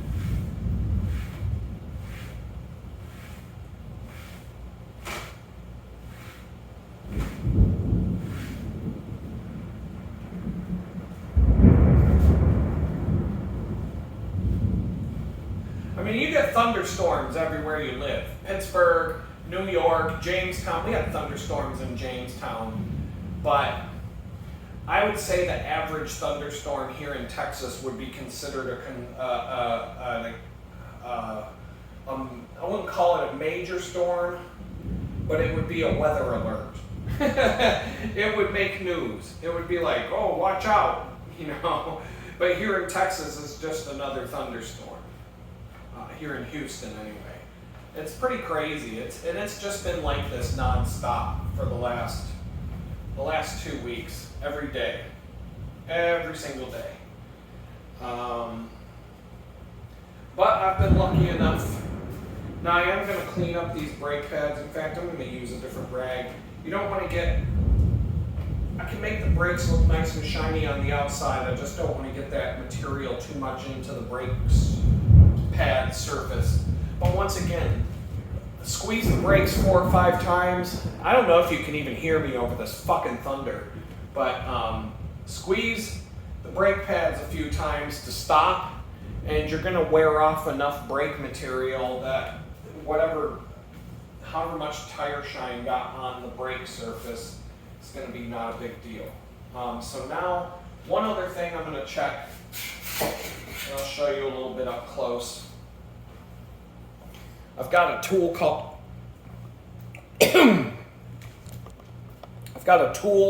called a chain checker. So what I'm going to do is I'm going to put this tool here, and I'm going to put it in the chain. And so what this is telling me, it's got 2 marks here, 1.0 and 0.75. 0.75 means if I put this tool in and I can get this thing to go, the other end to go into the chain, that means my chain is getting stretched out. And at some point, I'm going to have to replace the chain. So at 0.75, if this little nub will go into the chain that I had before, when you set it to 1.0, this thing would drop right down into the chain. But the fact that it won't go in means that your chain is good. So 0.75 means that you've got to replace your chain, but it shouldn't really be wearing out your drivetrain. You basically have from 0.75 to 1.0 to make that chain swap without risking too much of your drivetrain being worn out because you're using an old chain. So, but when it gets to where the 1.0, 0.75, it's not going in there at all. And this chain is almost brand new, so of course it's not. But when you get to the point where that 1.0 drops down into the chain with no problem at all, that's a sign that you need to replace your chain right away. And if you get to where it's at 1.0 and it drops down in, it's almost a guarantee you're going to have to replace your cassette, your chain rings. You're going to have to replace your cassette, your chain rings, possibly your derailleur pulleys, these things here. And that gets a little bit expensive, as I just went through. But this bike hadn't had an overhaul like that I built this bike up in 2007, and here it's 2025, and that's the first time I did a major major drivetrain overhaul. So I got my money out of it. So I'm just gonna step back now, and I'm gonna clean off the rest of the bike. I'm just gonna wipe it down with a fresh rag and clean off the rims. Make sure everything looks as good as it can look. And just, I'm just gonna get in here, just clean off the spokes, I'm just gonna give it that last, it's never gonna be, perfect is the enemy of done, and I wanna get done today, because when I get done with this, I'm gonna poke around and get some videos posted up to YouTube and get that all kind of moving forward. And I'm gonna cook up a pizza, a frozen pizza, because that's about what I've got energy-wise today. And I'm gonna watch some Star Wars later. And I'm watching the entire Star Wars universe in chronological order according to the Star Wars timeline, which the Star Wars timeline is based on 0 being the Battle of Yavin, which is, in layman's terms, for those of you who don't know shit about Star Wars, that's when Luke Skywalker blew up the first Death Star. That would be 0 BBY, which is the Battle of Yavin. Before the Battle of Yavin, so BBY is like BC, it's before Christ. Basically, Luke Skywalker is Jesus in the Star Wars world when it comes to the dates. And so BBY is before the Battle of Yavin, and ABY is after the Battle of Yavin, which 0, everything hinges on when they blew up the first Death Star. So everything in Star Wars leads up to the Death Star being destroyed for the first time, and it also emanates from what happened after the Death Star was destroyed for the first time. And so the Acolyte, which is the first show on the timeline, takes place about 160 years before the Battle of Yavin. Now there's some more Star Wars movies coming out that are going to be way back in time. Like, Disney fucked up Star Wars so bad that they've decided, you know what, we're just going to do a bunch more movies and shows that are like 1,000 years before the Battle of Yavin, so that we can, because everything we fucked up, it's almost like they fucked it up to the point they can't repair it. So they're like, all right, let's just tell the story of what happened 1,000 years ago before Darth Vader, Luke Skywalker, and all that stuff. And we'll just show everybody what happened way, way back in the day, and see if they forget about how bad we fucked everything up now. And so that's kind of what's going on. That's the next batch of stuff that's going to come out from Disney with their Star Wars clusterfuck. But The Acolyte was a terrible show. It was like watching Star Wars meets Babylon 5 in terms of the special effects and acting and all that. And it was just, and I think a lot of this, I think that, everybody said it was terrible. And do you know how crowdsourcing, or just like people follow the crowd? And so the first few people that watched it said it was terrible.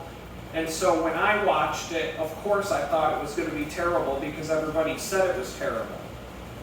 And it actually is pretty terrible, but I watched it again.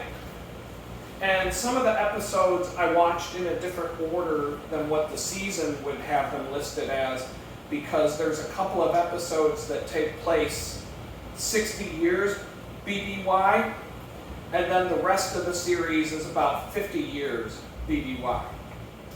Well, there's a 16-year time gap between some of the episodes of that show. And so, so as a result, when you're watching it in chronological order, you're going to watch them out of the order that it was intended for the series to be in. And that's fine, because I already saw that stuff. And so I'm like, whatever, I already saw the thing, so I don't care. It's not like I'm seeing something I didn't see before. But now that I'm watching them in chronological order, the the Acolyte wasn't as bad the second time around as it was the first time around. And that kind of surprised me because I thought it was going to be worse, but I actually enjoyed watching it the second time. Like the bad acting and some of the other stuff that got under my skin the first time I watched it didn't bother me anymore. And it was kind of enjoyable. And there were some things in this show that I picked up on the second time around that relate to everything across the whole board in Star Wars that I didn't notice the first time, because the first time I was just in shock about how bad everything is, how bad the show is and how bad the acting is and all that. And so I wasn't like paying as much attention to little nuances and details that they threw in there. And now the second time around, I'm paying more attention, and I'm like, this is actually, there's a few things that they could have done that I think would have made a huge difference in how good that show turned out. So the brakes are good. What I'm going to do now is just make sure that my derailleur is good and my gears shift properly. My front is fine. I already saw that. 2, 3, maybe just a little tweak there. 1, 2, 3, 5.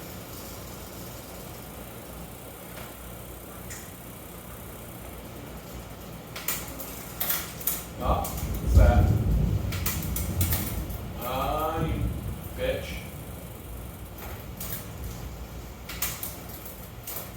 Right. So what you see me doing here, this is the number one spot where if your gears aren't shifting properly, this is your number one point of adjustment. If you're having trouble going this way, you have to add tension to the cable, which means you back the screw out. If I pull the trigger and I want the gear to drop down and it hesitated like it just did, then it's you turn it the opposite way. And you're just putting tension on and off the gear shift cable.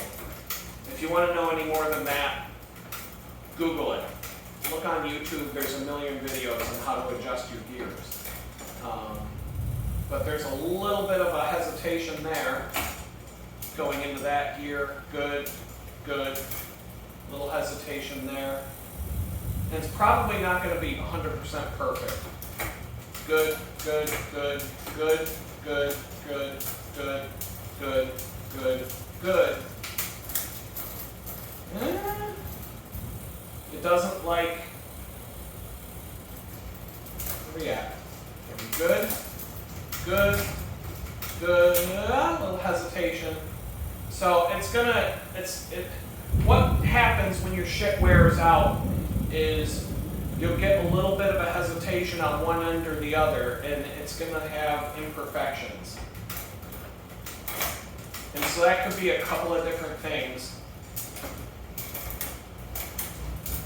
This is acceptable though.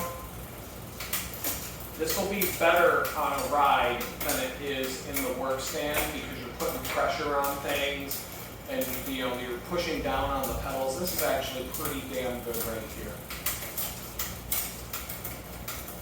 So what could be happening is the alignment of the derailleur up and down.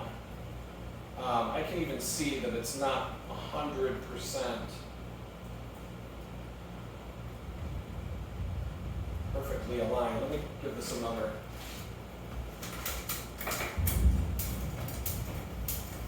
Oh, that's good.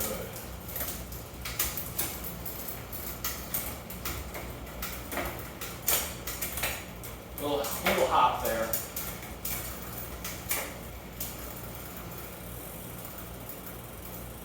Doesn't like that.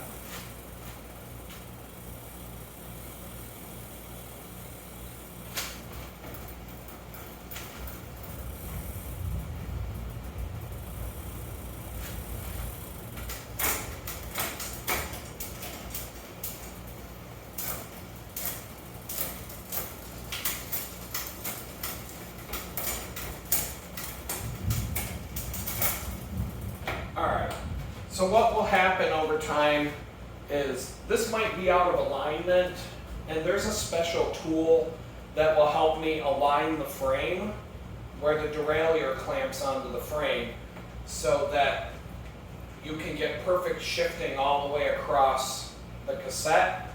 But this is an aluminum frame, and so it's a little more risky to do that on an aluminum frame than a steel frame, which is, steel can bend. Aluminum will bend to a point. I mean, they have to be able to, when somebody tells you aluminum doesn't bend at all, that's not 100% true, because these bikes have to be built so that at the factory, the people that build the bikes can align everything properly and make sure that everything is aligned just like I'm talking about. So the derailleur works and stuff. And there has to be a little bit of flexibility in the frame for that to happen. But aluminum, you bend it too much, it's just going to snap. Steel, on the other hand, will just bend and give. Aluminum tubing is thicker because the material is lighter, so they make the tubing, and the aluminum itself is thicker than a steel frame would be for the same weight. So on an aluminum frame bike, it's a lot stiffer and it's a lot more rigid when you ride. On a steel frame bike, you'll feel the steel bend and flex as you ride, especially when you get out of the seat and you start, putting leverage on the bike side to side. And when you ride an aluminum frame, you'll notice it feels a lot stiffer. They'll say the same thing about carbon fiber as well, because carbon fiber has to be really thick. And I am going to wipe this chain down as one final thing here. But I think for the most part, I think I'm done with this bike. I'm just going to touch up little pieces, I guess. But I think I'm done. I think I'm going to put this one away, and I'm going to get the other one going. Get this off, unscrew that. There we go.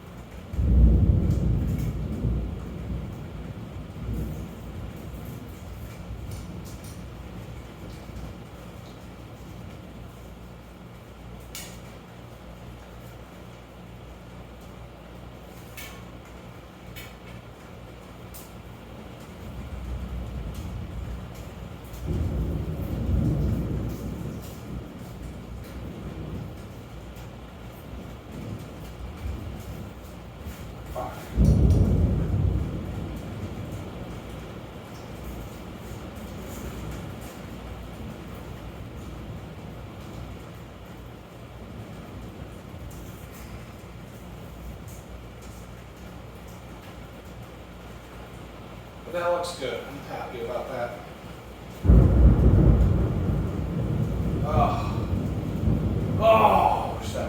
These forks look terrible. I don't know what the fuck happened there. Alright, so now this one.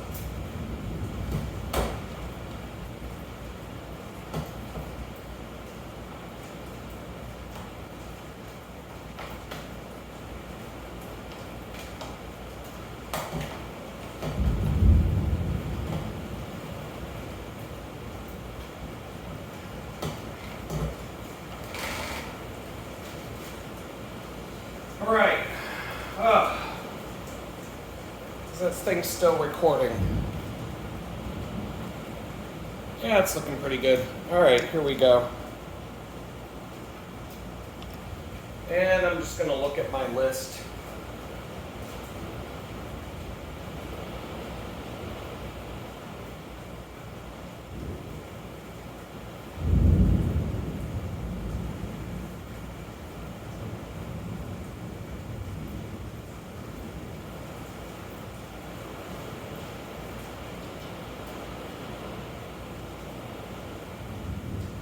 All right, so the first thing I'm going to do, there really isn't much to do.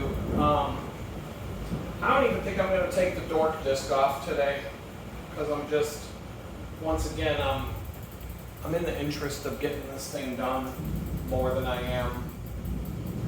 And I think I'm just going to put that off. I can see that my front fork is looking kind of nasty.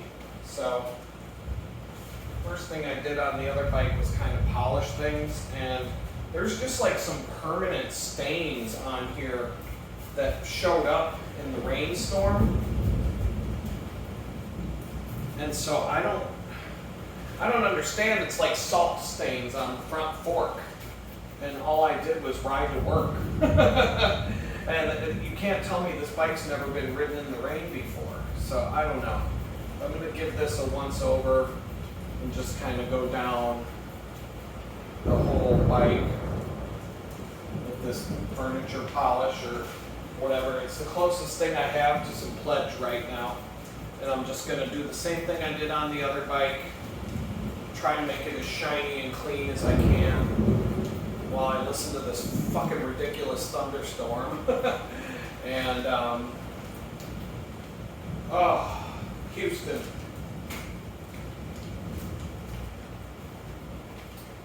So I'm going to see what this does to clean off these forks.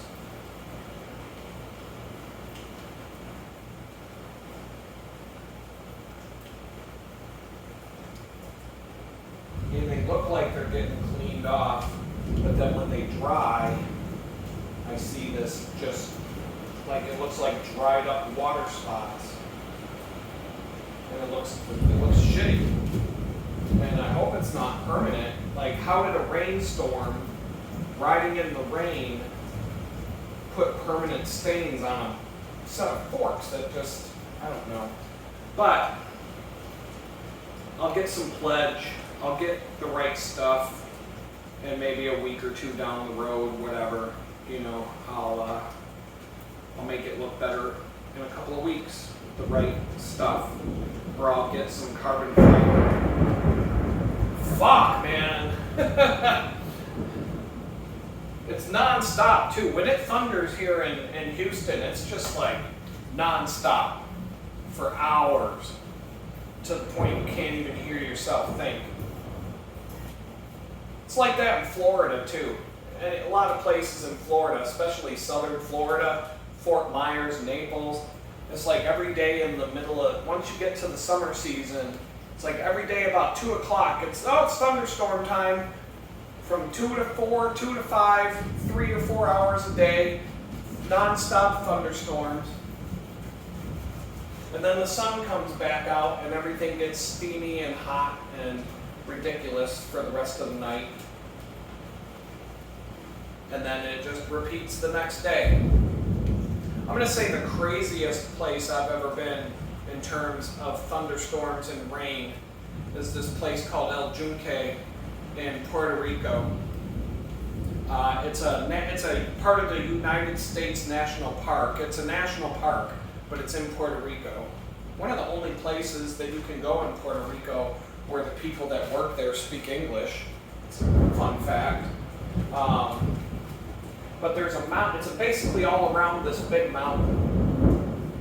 And there's a cloud at the top of the mountain that never goes away. It's always there. And it pretty much rains 24 hours a day, 7 days a week on top of the mountain. But where you drive in to El Yunque, the road driving in, it'll be bright and sunny. It'll be a beautiful sunny day. And you pay your admission and you start driving up the mountain.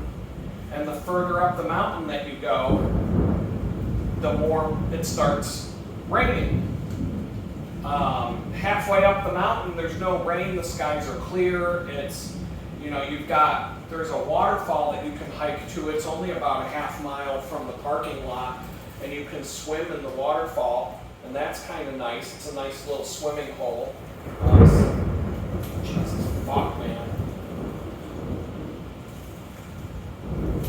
But you can hear the thunder non-stop coming from the top of this mountain. It's like some shit out of the Lord of the Rings.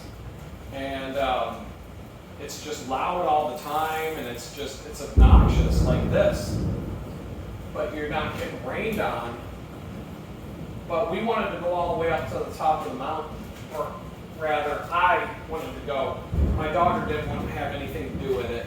She was happy to go swimming in the waterfall and everything, but when we started going up the mountain more and more, that rain was just relentless, and it gets worse and worse the higher you go up. So, yeah, this bike's going to be fast. I might take the Dork disc off. It's not like it'll take a long time. Oh, that's something I didn't notice. Pretty good though. So, alright.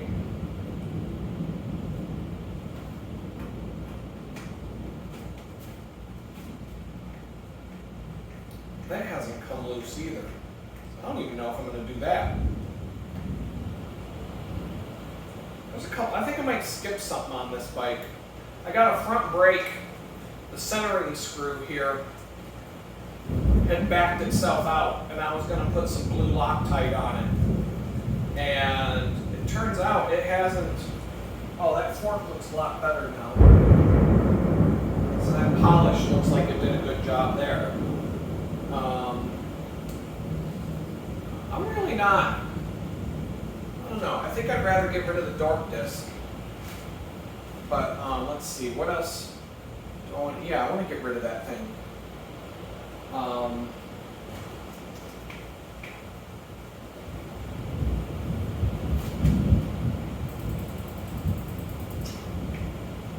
That needs adjusted.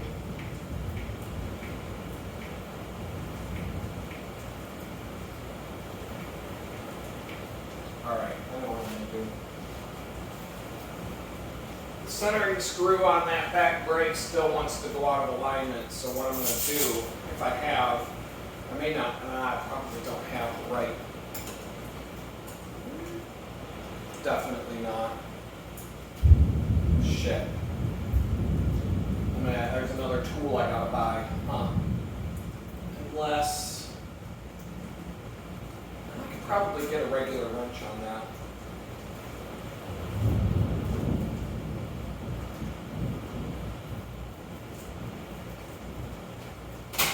Let's see. They're in here. 10. Probably is a 10.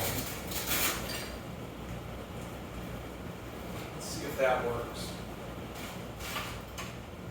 Oh, it's not a 10. Huh.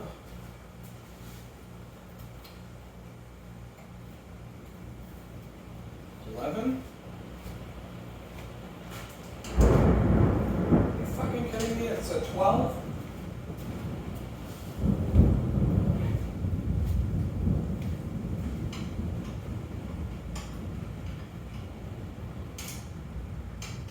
Oh, it's just not thin enough. Fuck. Alright, so yeah, I can't do that.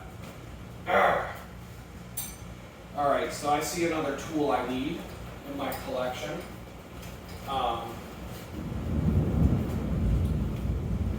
Bring the camera over and show you what's going on. I got a couple of things going on here on this rear brake.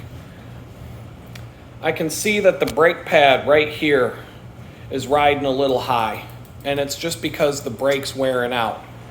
And so it's getting a little bit close, too close for comfort to that tire. And what you don't want is for the brake pad to slice through the side of your tire. So I got to move this down, but you see there's a lot of room to adjust. This is the screw that I had to Loctite in order to keep the thing from backing out on me. And what that does is centers the brakes. You can't, it's hard to see. Maybe I can do it like that. You can see when I squeeze the brakes, you want them to have equal distance from the rim when you let go of the brakes, and you want them to hit the rim at the same time when you squeeze the brakes so that they're centered. You don't want one pad too close to the rim.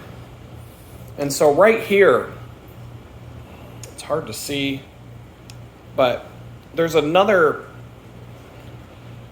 It's part of where the brake mounts to the frame.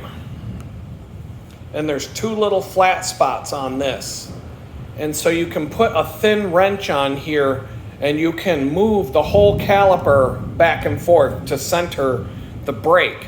And that's going to be the better way to do it, because if the brake keeps wanting to drift in a certain direction over time, then use that to center it.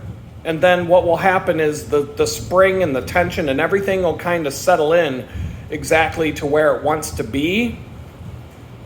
And then you won't have to use this adjustment screw so much to keep the brakes centered. This is kind of like when you're on a ride and you need to center your brakes, or you need to fine tune and fine adjust things. That's what that's for. But that kept backing out on its own as I would ride. But now I can see this actually needs to be a little bit tighter than what it is. But it's not backing out anymore like it used to. But things are definitely a little bit out of adjustment there. And on the front brake, that needs to be, you can see the one on the left is farther away when I let go than the one on the right that you can see. And you can see the one on the left travels more. So that screw needs to be tightened, or I could adjust it by turning that, which would control the whole brake caliper will tilt back and forth if I adjust it there. But I don't have a wrench to fit that. It needs to be a flat. There's a special wrench for that. It's not expensive. It's just add it to the list of shit I don't have. Unless I can I might be able to find it in my bag of tools. I'm actually going to take a minute to see if there's one included. Sometimes tools, there's a couple of tools in here that have a couple of doodads on them that are, that might actually help me here. Let's see. Where is it? I gotta find it. Oh, it's even in here. Oh, man. This is why I want a workbench where I can have everything highly organized, and then I'm not digging around in a bag looking for random tools all the time. I'll know exactly where they are at all times. They'll have a specific home for each specific tool. But right now, I can't even believe, why would this even be missing? Son of a bitch. Oh wait, is that it? No? So what happens is, some of these smaller tools, they get lost in this bag. I end up having to pull every single thing out of this bag to find it. And I don't even see it in here. I'm probably going to have to completely empty this bag to even see if this tool is in here that I'm looking for. And if I don't see it, I'm going to be upset. Oh, here it is. Okay. And no, that was a waste of time. I'm going to put this in a different spot so I know where it is. At least that was worth doing for that reason alone. And we'll go back to just put everything back in this bag again. But no, I see a tool I need. So my goal for these bikes, or for my little bike shop, is to have every single tool that I need to completely disassemble and reassemble these bikes from the frame up. And so, that's not, I don't have that yet.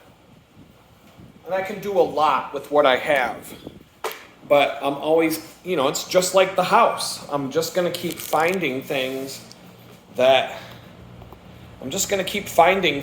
I don't have. And, when it comes to cooking, and I'm just going to have this ongoing list of random shit all the time that I just, I go to cook something and I'm like, oh, you don't have measuring cups, or, I do have measuring cups now, but it's just going to be random things that you would normally find in your kitchen that are going to be missing from my kitchen. And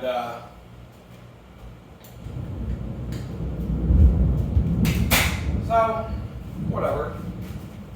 I'm gonna get a Allen wrench and a screwdriver, and I'll fix this. So let's see here. Move that up.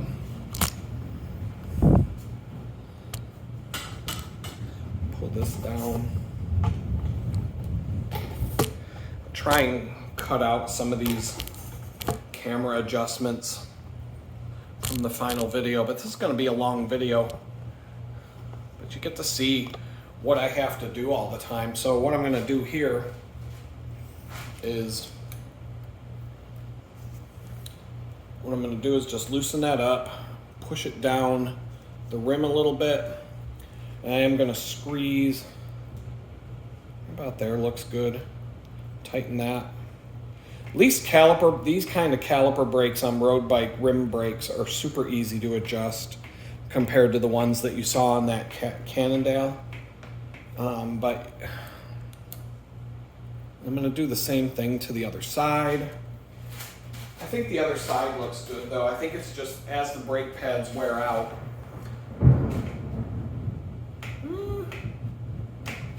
Like a little touch. That opposite. Damn it. Right about. Shit, motherfucker. Right, I got these other brake levers, that's good.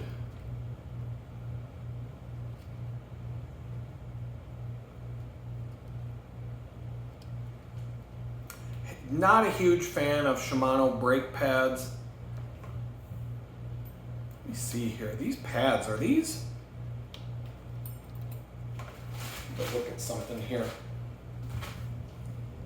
These might be, these might actually be time to replace, which is good and bad. If it's time to replace these, am I seeing metal on metal here?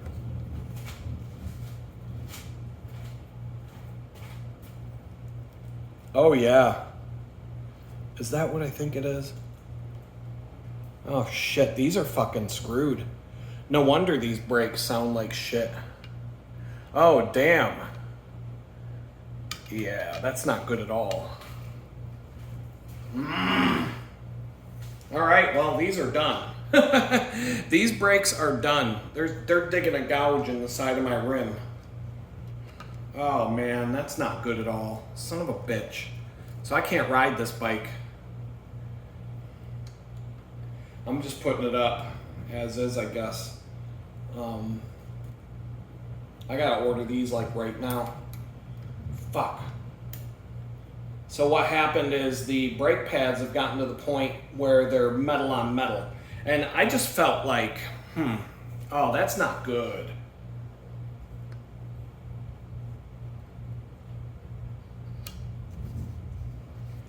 I don't think that rim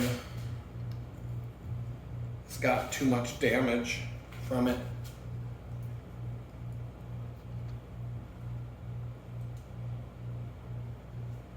I think that would be okay.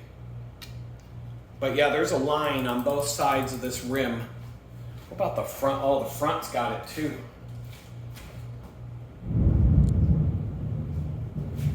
But these pads don't look like they're metal on metal, so it looks like somebody else did that. Previous owner, but yeah, you're gonna replace brakes. But yeah, I was hearing it sounded a little bit shitty when I was braking recently, and that's why. Because the brake pads are worn down past the pad material, and there's metal sticking out, and it's rubbing it. See, this is why it's bike maintenance day, because that could, I mean, as it is right now, I'm probably okay, because it's not. I think it'll be fine, but I do have to. You can hear that scraping when I hit the brakes. You don't hear that on the front. So I'm gonna do a quick adjustment but I am definitely not going to ride this bike till I replace those brake pads. So it's the Red Rocket tomorrow and probably the whole week. Pads, probably going to be about 25 bucks. I forget. I have some picked out. But I'm not going to go to town on this bike. I'll do the tire shine. I'll get the cleaning stuff done. All right, so I'm going to leave that alone on the front. On the back, I'm just going to do this quick adjustment screw. Oh, that's definitely a lot tighter with the Loctite. But this will probably have to be adjusted again after. One more little turn here. But yeah.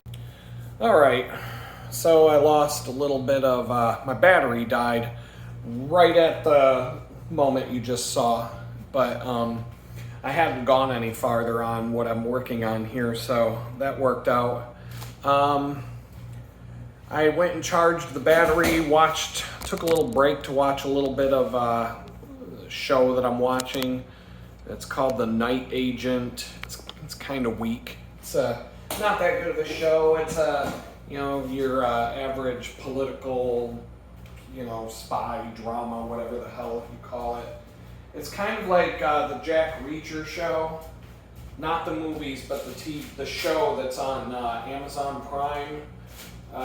It's not bad, but it's kind of it's not really that good either. So I did have a minute to order the brake pads. I think these gouges on the rim are part of the design of these rims, because these are Alex rims. I have that one on my Cannondale is a brand new Alex rim, and it has the same gouge going around the rim. I think it's just part of the design of the rim, because I've never ridden the Cannondale with worn out brake pads with metal on metal, so I think I'm fine. I just placed the order for Amazon to get the brake pads. They're not the pads I wanted, but the pads that I want aren't going to arrive until sometime in July. So I'm like, I think I'm just gonna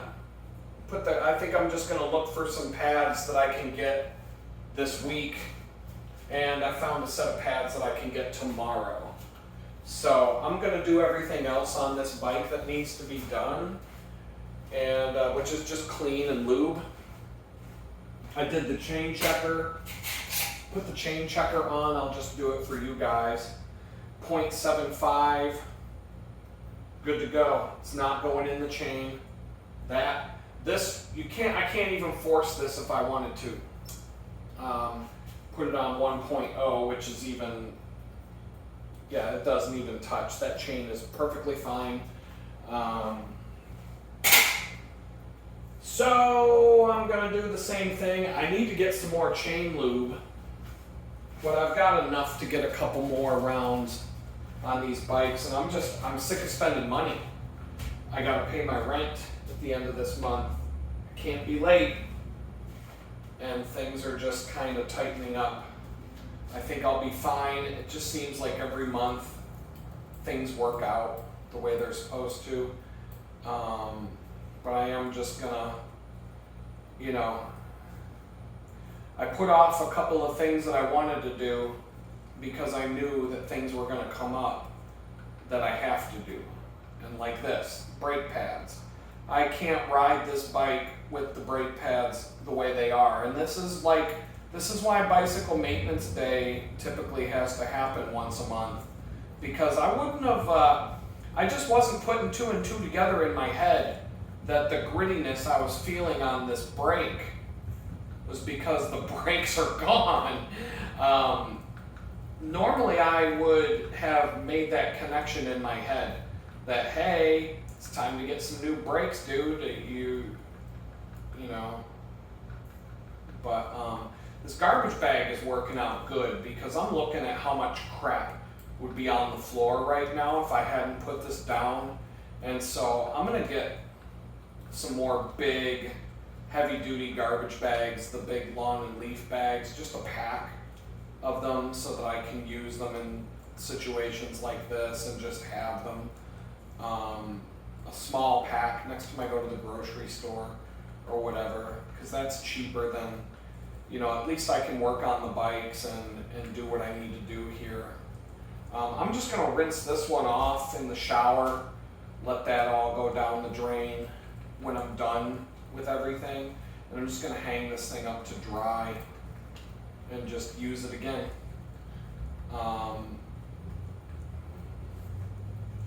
And the Amazon still hasn't sent my order out for delivery. My Epsom salts and my baking soda, my incense holder. If I knew I was going to have to buy brake pads today, I might not have even done that. So I guess in the end, it's too late to cancel that order. So I'm just gonna, it is what it is.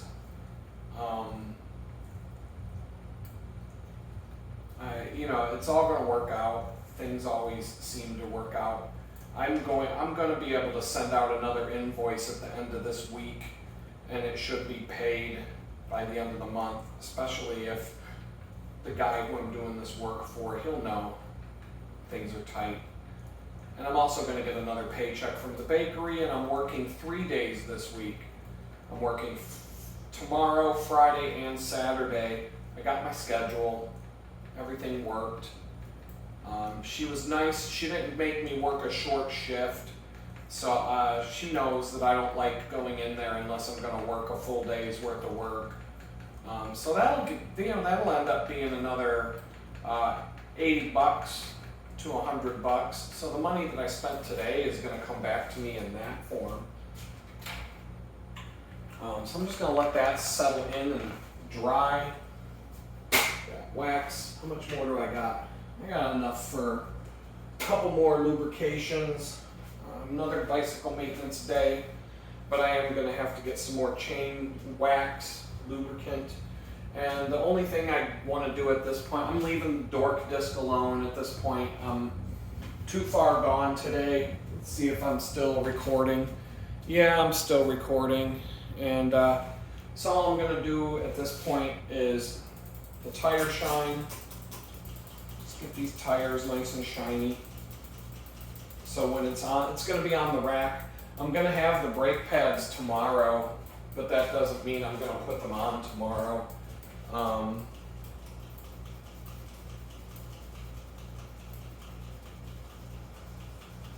But I might have to. I'm going to have to see, I ride my bike tomorrow to the bakery, and then I have Tuesday, Wednesday, and Thursday to stay home and do my other stuff. And so Thursday is the latest that I'm going to go without having these brake pads finished.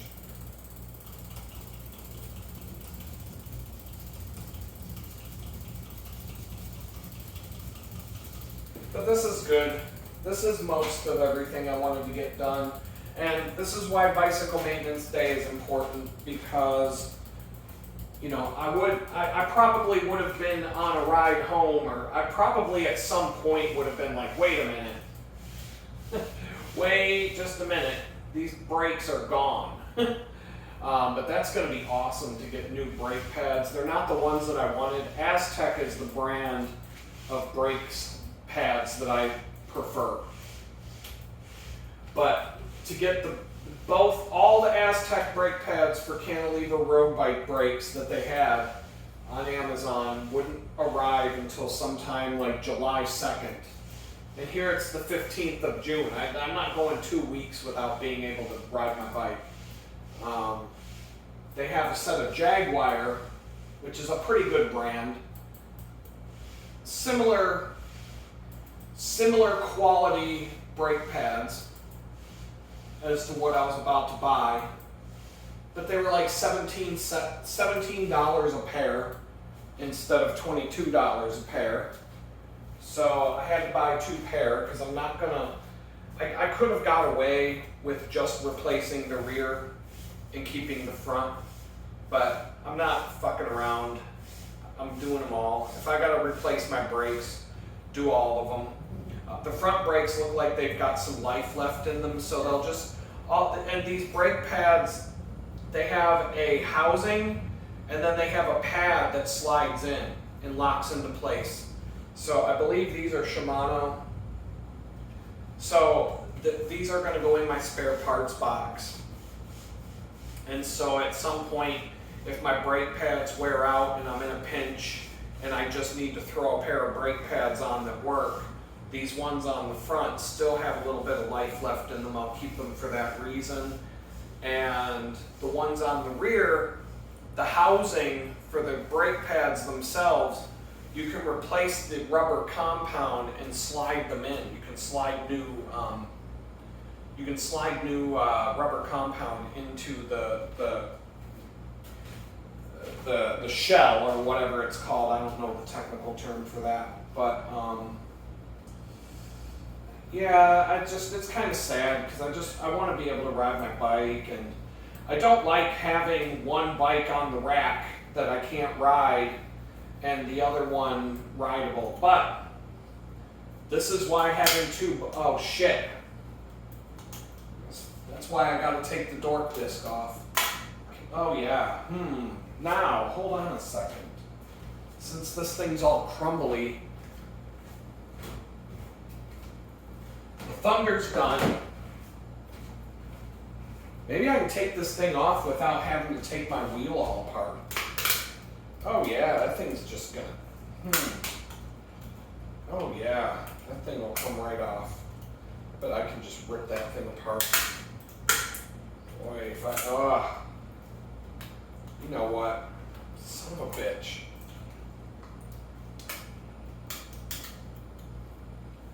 Damn it. I can't be riding it like this now. That's way too dorky. But I can't. Damn it. This is what happens with these things over time. They get brittle. And yeah, so this is another thing. Yeah. Damn it. But I can't get... son of a bitch. I'm going to have to take this wheel off to do it. I better do it right. Take a shortcut. It's just going to fuck me in the end. So, alright. I'm going to clean this wheel for... Holy shit. Huh. Oh my God, that's a lot of water.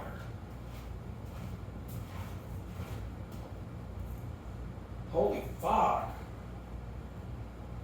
My whole driveway's turned into a creek. Yeah, this is how much it rained. Wow. Look at this. This is how much it's been raining today. Look at that. Wow.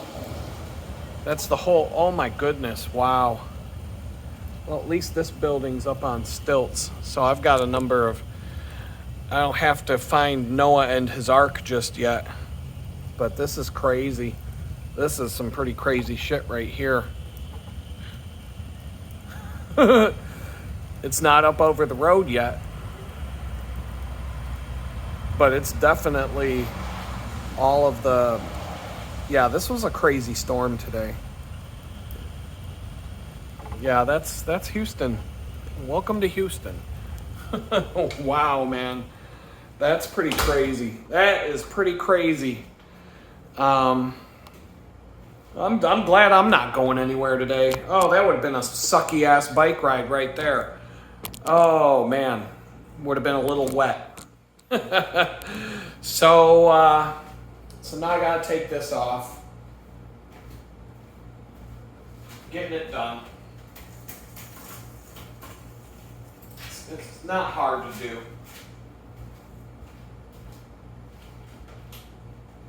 Take the quick open up the brake caliper, and that'll let me look at the brake pads a little bit closer. Pop that off, and there we go.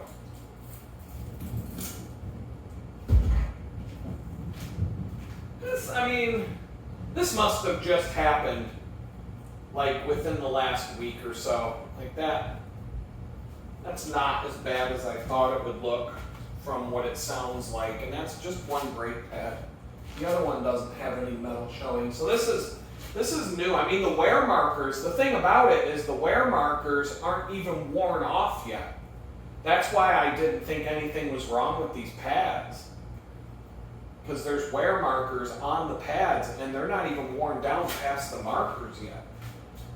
There's still wear markers showing. So, I don't know. I don't like Shimano brake pads. They're just, I'm never been a fan. I've been working on bikes for years and years. I hate their brake pads. I mean, your bike is going to come with them, but when you wear out your brake pads, go with a different brand when you replace them. So, you need a couple of different tools to take the cassette off the wheel. Let's see here. So I'm going to get my stool. I'm going to see if a little portable stool there. I'll point the camera down at it. I don't know what this is going to look like because how much battery do I got? I got enough battery. Oh, look at that. Amazon might be on the way. Oh, you motherfuckers. Now they're telling me 10 p.m. Oh, you know why, though. That makes sense, because this weather's fucking... Amazon's fucked right now. They're probably dealing with the weather, too, so I'll cut them some slack today. But anyway, I don't know if you'll be able to see this. I'm going to sit on this stool while I do this. So I need this. This is a cassette removal, lock ring removal tool.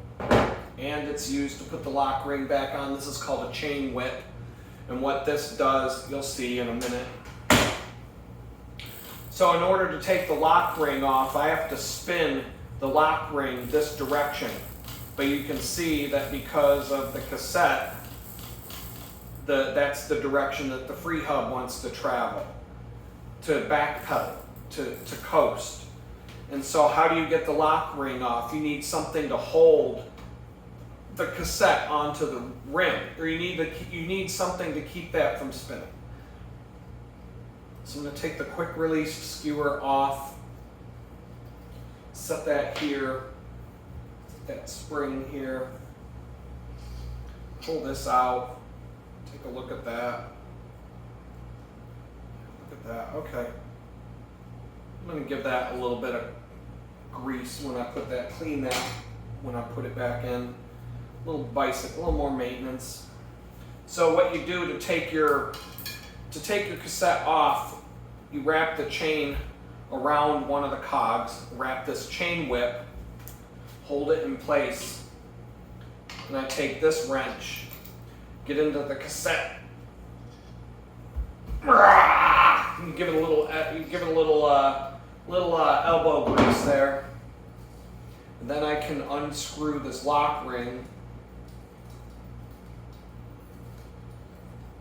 And I don't want to keep using, do this, unscrew that all the way, and then it's one of these, okay? How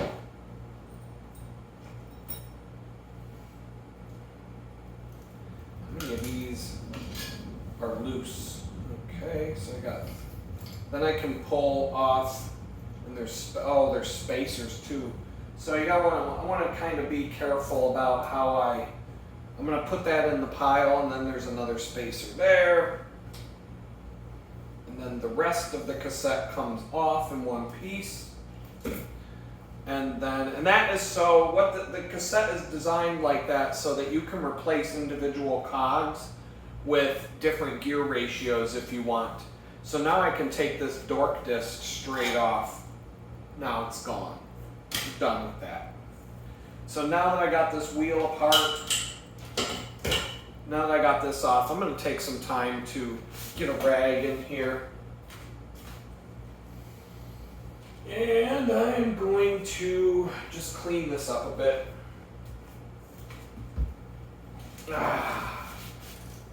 Since I got the whole thing apart, give it a little cleaning, a little more deeper clean than I was planning on today. But now I'm not a dork anymore. Get rid of that thing. No more dork disc.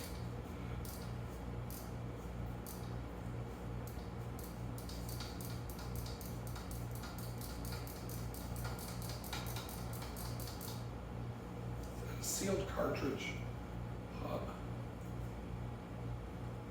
Oh, I can't tell. Huh.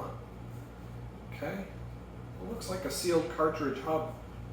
It's pretty cool. It's nice and smooth. It feels nice. Alright. It's not a bad wheel set. So I'm going to do that. Then I'm going to get in here and just clean off my hub. And I always take the rag, 2 fingers, a little peace symbol, and I just go in between the spokes and try to clean that as best as I can. Clean bike is a happy bike.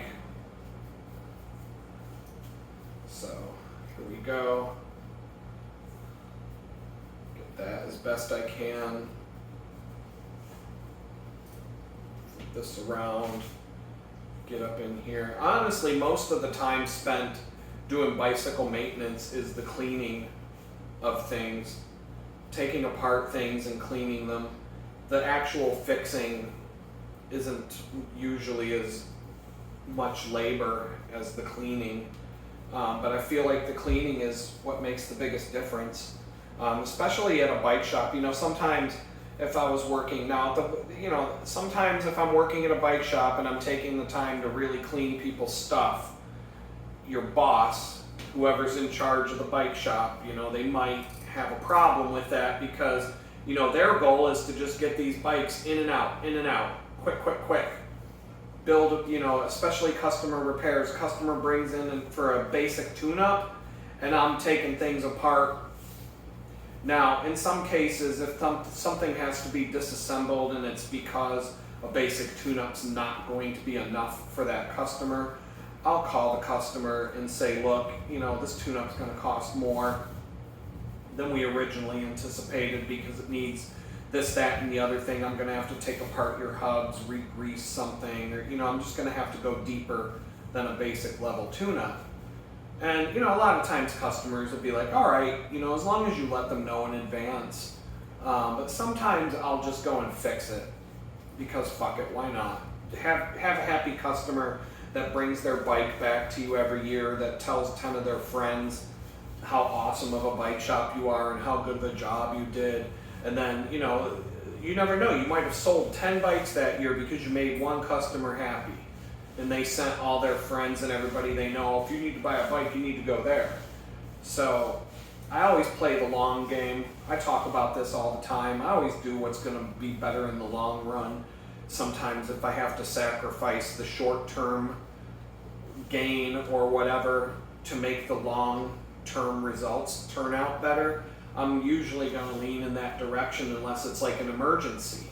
Now, if I'm on a bicycle ride and something breaks and I'm not anywhere near a bike shop and I've got to fix some shit with duct tape and I don't have the right tool for the job and I've just got to do some hacky ass bullshit so that I can get to the finish line, then fine, you do what you got to do. But otherwise, in the case today, I skipped a couple of things. Whatever the one I skipped overhauling my front hub on the Red Rocket. But to be honest, that hub, it felt just fine. It didn't feel like it needs to be dealt with. So at some point, when I don't have anything better to do, and it doesn't need a lot of work, and it's bicycle maintenance day, and everything's pretty much maintained and good to go, or it's a day where I get the front shifter for that bike, and that's going to be a bit of a project. It can add that to the day. If I'm just going to be working on the bike all day anyway, then it's okay, fine. Do that. Now, since I got this off the bike, I may as well clean this better than I was going to. clean bike is a happy bike. But this is kind of where like in a customer situation. Yeah, okay, I see how it's all back together.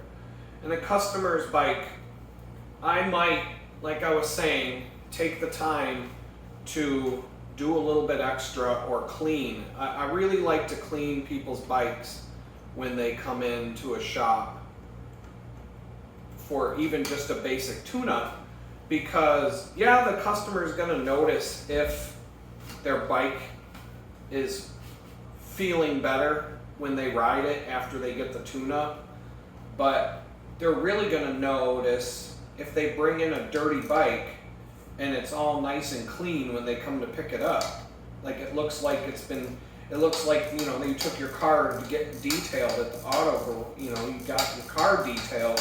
You're really going to notice that versus just going through some shitty, you know, self-service drive-through car wash where it just kind of sprays your car down real quick.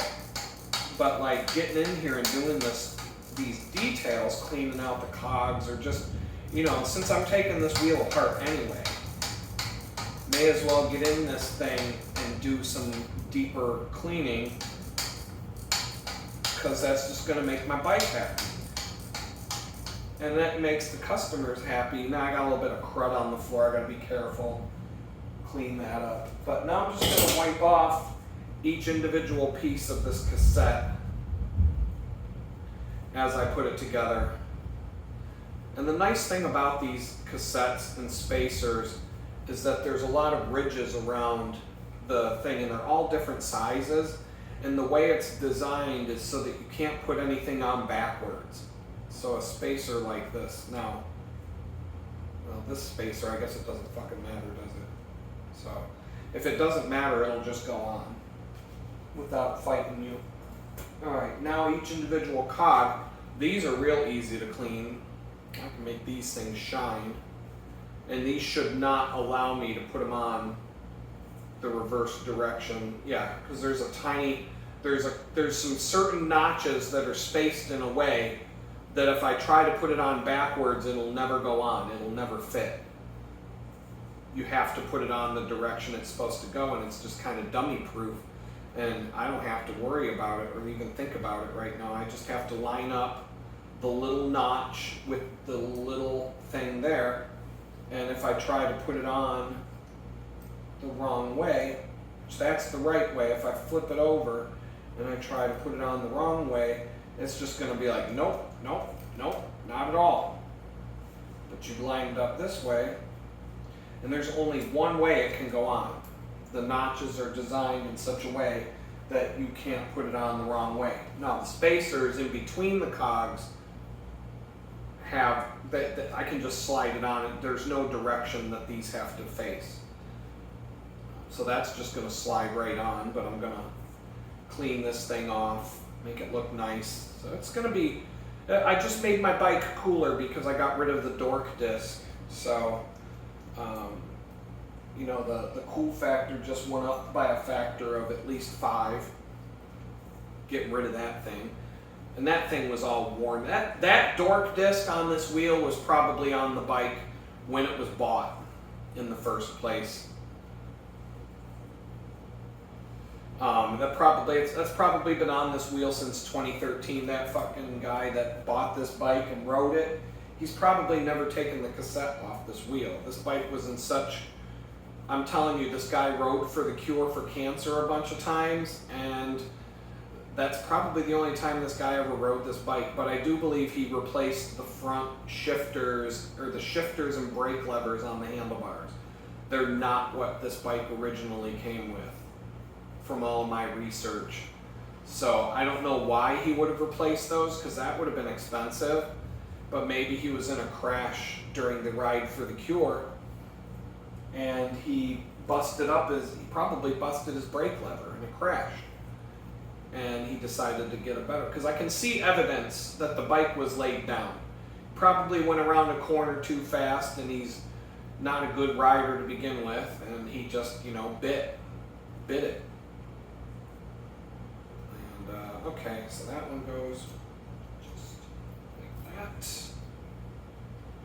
Now, one more cog goes on here, and clean that thing off and make sure that one's nice and shiny. And with this chain wax, I've never taken the cassette off of this wheel, or I would not have had the Dork disc on there. That would have come off. I wanted to take that off before I even rode it for the first time, but it was just another one of those, you know what, I had to do a whole bunch of stuff to the Red Rocket that day, and time was running out. And all this bike needed was a real quick tune-up, and it was totally rideable. Here we go. Right there, just like that. And now all I need is to wipe up this lock ring, get that all shiny again. And so all I did was the bare minimum on this bike, and I've been, I don't want to take the time to sit here and do everything that needs to be done, to be honest. It's just time consuming, and I just don't feel it. Just don't feel like doing it all right now. And so I do things one little thing at a time here. But the bike, other than the brake pads, the bike's rideable, it's fine. There's no issues. I could have put a little, you know what?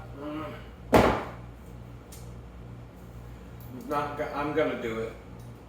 So I'm gonna take this back off, the whole stack. Take this whole thing off. I'm gonna have to just put it back on piecemeal again, but one thing I want to do, put a little grease on things. I'm gonna check and make sure I'm still recording. Yeah, it looks like it's recording. All right, we're good. So I like to just make sure I put grease. I'm gonna put a little bit inside the axle, just a touch. So when I slide that quick release back in, it's a little bit of rust proofing, and just, all I'm gonna do is go around this free hub body, and I'm just gonna put little dabs of grease as I spin it around, and then I'm gonna get my hands dirty, unfortunately, and I'm just gonna smush that around and just get grease all over it. And that's if I go another 5 years without taking this wheel apart, then when I do take it apart, it's gonna be like, okay, glad I put some grease in there, because now I don't gotta worry about corrosion and rust and that kind of stuff. So I was about to be lazy and just let it go, but I'm like, you know what, nah, don't. I gotta get this all, take the skinny notch, there it is, find that on here, get it, there it goes. Now I just gotta put each piece back on like I did before.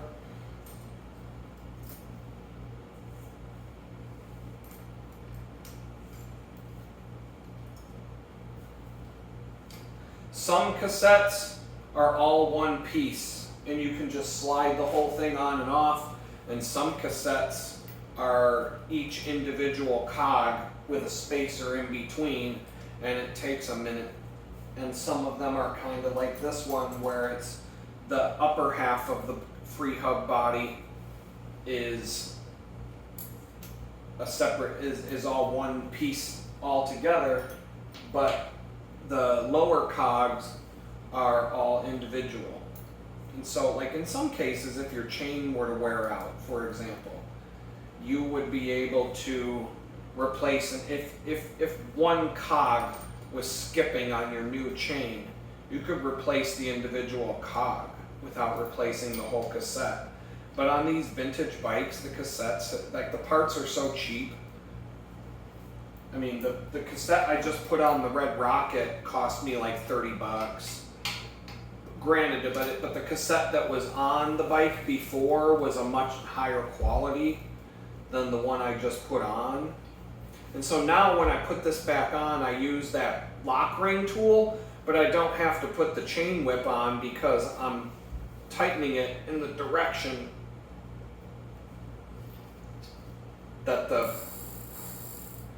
okay, so that looks nice and clean. So I'm tightening it in the direction that you would pedal. And so I think that's good. I don't need to go crazy on that. And so now I'm just going to go quickly and wipe off the skewers. There's little bits of corrosion and just wear and tear on these, and so I'm just going to put a little coat of grease along this.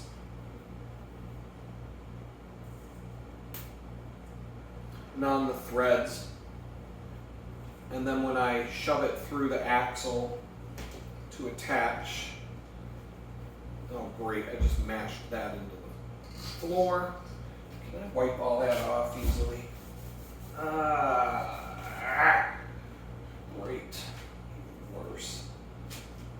All right, so now that I got that in there, I'll just wipe off the extra grease, because any grease that's, you don't want grease on the outside of things, because that just attracts moisture, and moisture is your enemy. If you want to get that on there. And then this needs a little wipe off. And then I got some stuff to take this off the floor, but I'm getting a little irritated. I don't want this floor to get all fucked up. So I have to spend a minute and fix that. All right, now I'm gonna stop the video for a minute. I've got the wheel put back together. Dork disc is gone. Wheel's ready to ride. Everything's nice and clean. I'm gonna clean up this little mess I made on the floor here before that sets in, and hopefully that's... All right, so the battery died at a fairly convenient time once again. I just happened to get up and look at the phone to see if the battery was still if the phone was still recording, and it was in the process of shutting down. And then I realized, I'm like, wait a minute, I've got these power packs, these jump starters. I can plug a cord into that, and so my phone will still be portable, but I can stave off the battery dying as long as that thing will feed power to my phone as I'm moving forward. And so now I can finish this without having to take a break to recharge the phone. And I just got to make sure that that light stays on, and it's charging the phone right now. I can't get the damn, come on, hold on a second. All right, so I don't even know if the last video I recorded worked, and I don't care because I just want to get this done. The battery died again, but I realized that I have these power blocks. Here's the Dork disc, throwing that away. Oh, it says do not remove.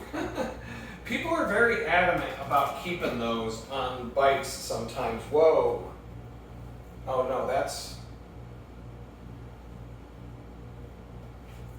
What do we got going on here?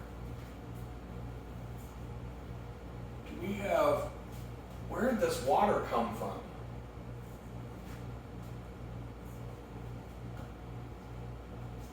Yo, where did that even... Oh, no shit. Oh, okay, that's just from me opening the door. Okay. I was hoping I thought maybe there was a leak. The water is receding, the flood waters are going down, I can see already. There's a significant lowering. Because the rain is, looks like thunderstorm o'clock has passed, for now anyway. And so now I just got to put this wheel back in. That wax is on it, it's drying up pretty good, but put this wheel back on.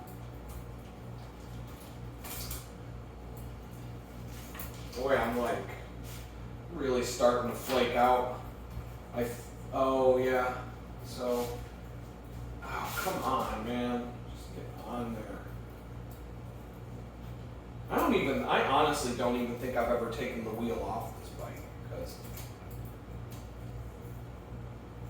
there we go, should just, gotta get that in there, okay. Yeah, I don't think I've ever taken the wheel off this bike. Alright, tighten up the quick release, and then you loosen it. You want your wheel to be aligned in the frame, and then you're gonna, one thing, I'm gonna show you something.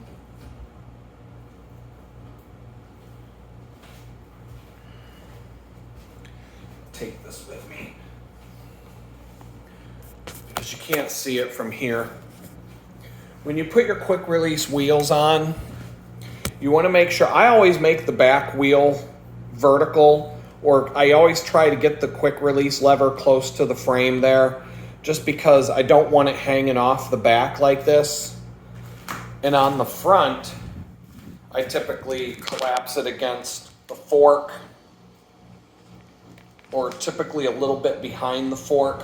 What you don't want to ever do with a quick release wheel is have the lever pointing forward, because what could potentially happen if you hit a tree branch or a stick, this is especially true on mountain bikes, old style mountain bikes. You can grab onto a tree branch, or something can get hooked on that lever, and if it faces forward, that thing can just go ping and open up, and your wheel can go flying off.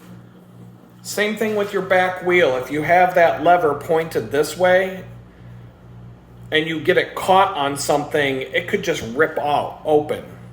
So having them vertical or facing the back, now I don't like having just a lever hanging off the back like that. So I always try to collapse them up to the frame. I'll show you on the other bike. Once again, I have that quick release lever locked up near the fork, because I just like the way that looks. It's nice and tidy. It's not hanging off to the side.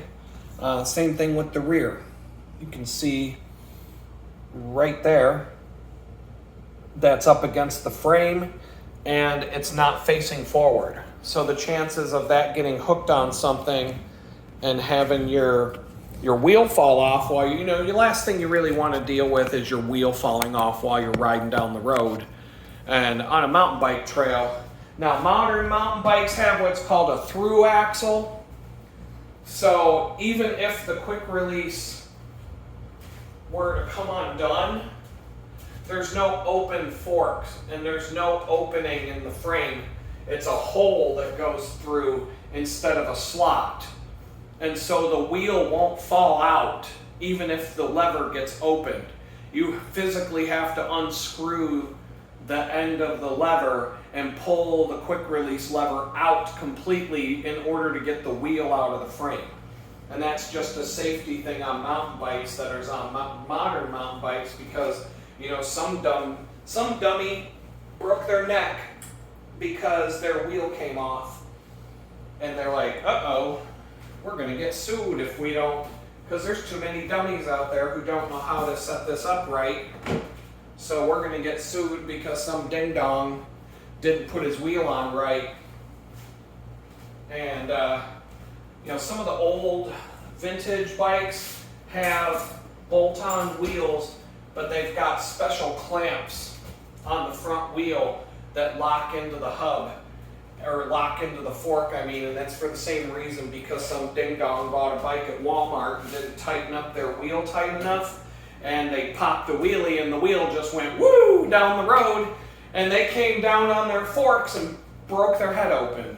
And then they decided to sue Huffy, or whatever bike company made that crappy bike, and they bought it at the department store where somebody assembled the thing for $5 or whatever they got paid, and they didn't give a shit. The person who put that bike together didn't give a crap about doing the job properly. And so, you know, the person, well, that's fucked up.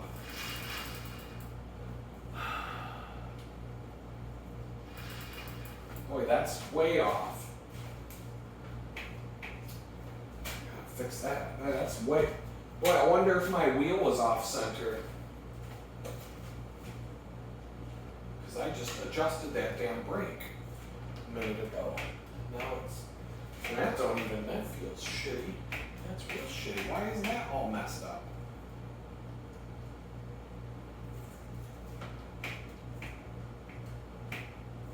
Boy, that's not good either. What the fuck happened here? Just in the time? Let's break. Whoa, man. So here's another project. I don't want to do it. But I feel like I have to now.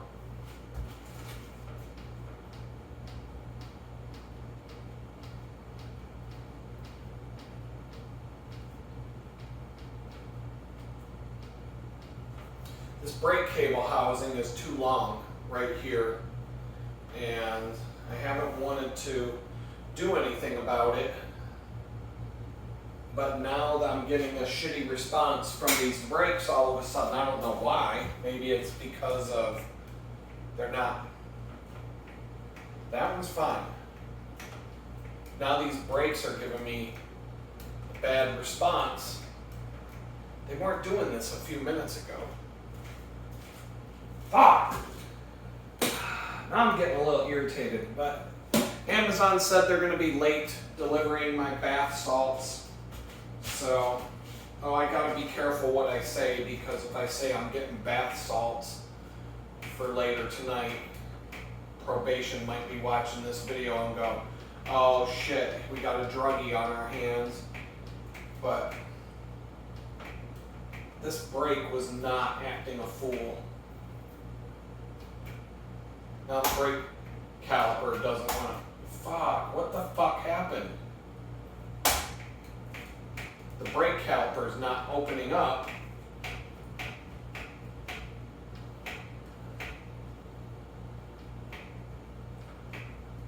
It's that.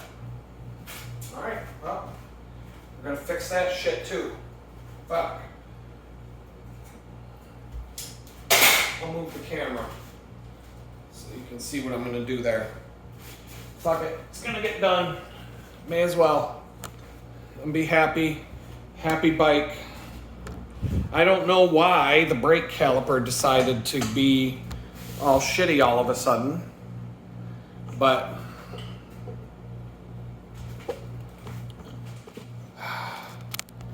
all of a sudden I squeeze the brake and the brake is getting real slow. It doesn't want to open back up. And so the problem is, this cable housing should not be up, and it should be a little smoother line. And so this is from when the bike was manufactured and the person at the bike shop assembled it. They were lazy and didn't fix that. And so this rubs against my leg when I'm biking, and it gets on my nerves, and that's the reason why I wanted to fix it. So maybe this is just Jesus saying, hey, don't forget to fix that. I'm gonna make you do it. You either do it or I'm going to make you do it, because that brake was working fine. The responsiveness of the brake caliper was working fine until I put that rear wheel on. I don't know why that taking the wheel off and on should have had nothing to do with how responsive the brake caliper is when I squeeze the brakes. It has one has nothing to do with the other than the only thing that could have happened today is when I was out there cleaning, maybe something got in the mechanism or whatever. Maybe something got in there and it just finally decided to seize up. But whatever. It's gonna force me to fix this thing proper, and I'm gonna like it even more. So I'm gonna, ooh, a nice house shaker right there. Thunder. All right, so I'm gonna pull this out completely. Pull the cable housing out, all of that. Pull this out, and I'm just gonna check. So there's enough. So that's gonna allow me to lubricate the cable a little bit at least. There's no issues with the lubrication. I'm not gonna pull the front end of this cable apart. All I'm going to do is take this housing, and these brake calipers have no problem responding.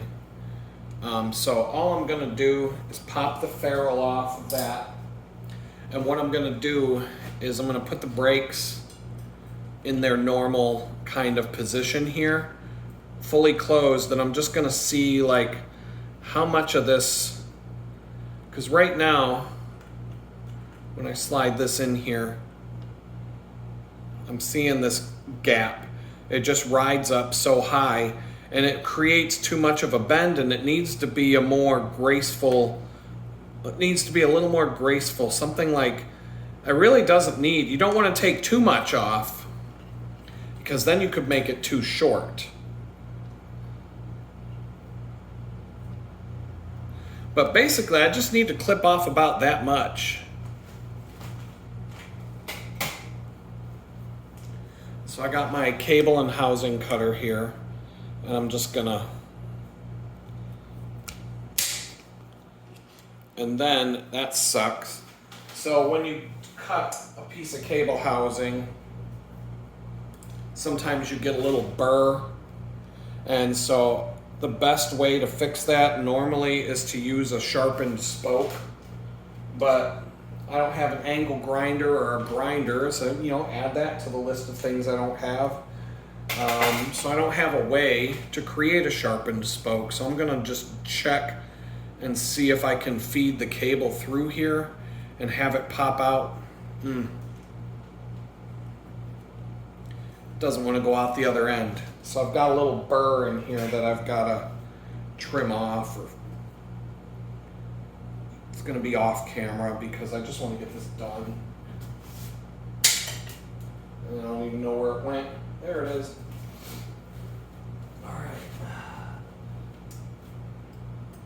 All right, that looks better. Looks like that looks a hell of a lot better. I should be able to get the cable to go through there, come out the other end, no resistance. That's nice and smooth. And so what I'm gonna do, I'm gonna get some Tri-Flow lubricant, a little straw. I'm gonna take this, I'm gonna squirt it right down on this garbage bag below me. I'm gonna put that in there and I'm just gonna go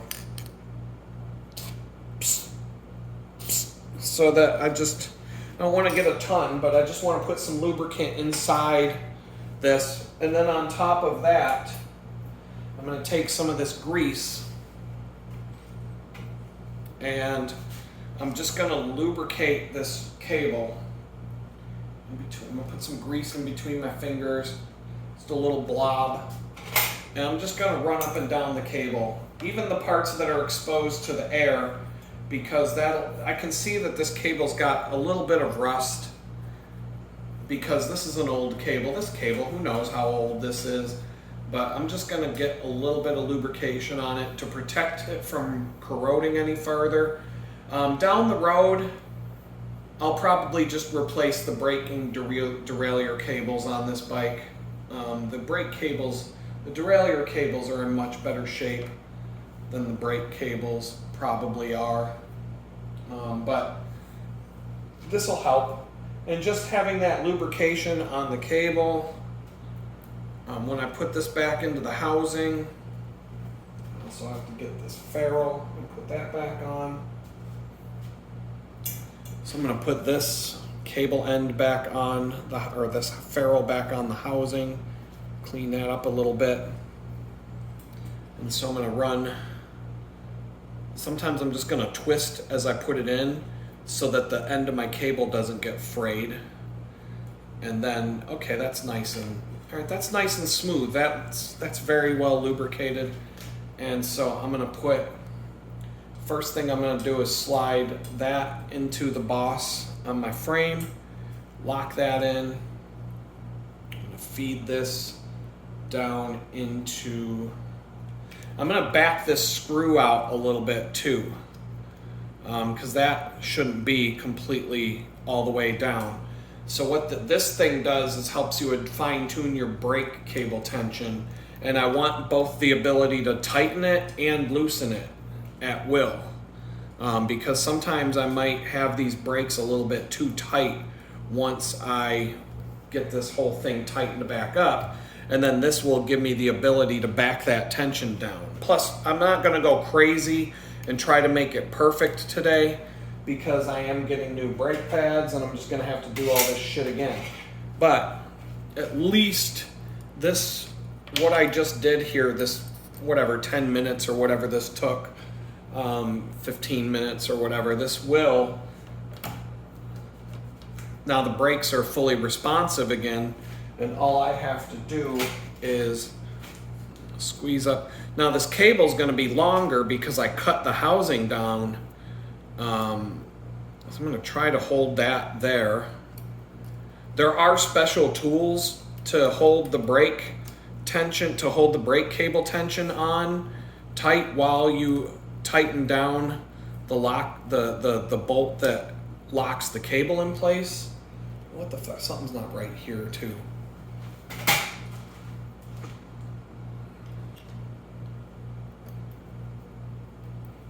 That? Why is that not right?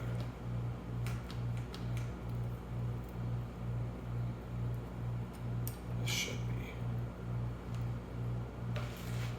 Double check, make sure I'm doing it right. That's exactly right. That's what it's supposed to be. Yeah. Oh, my bad. All right.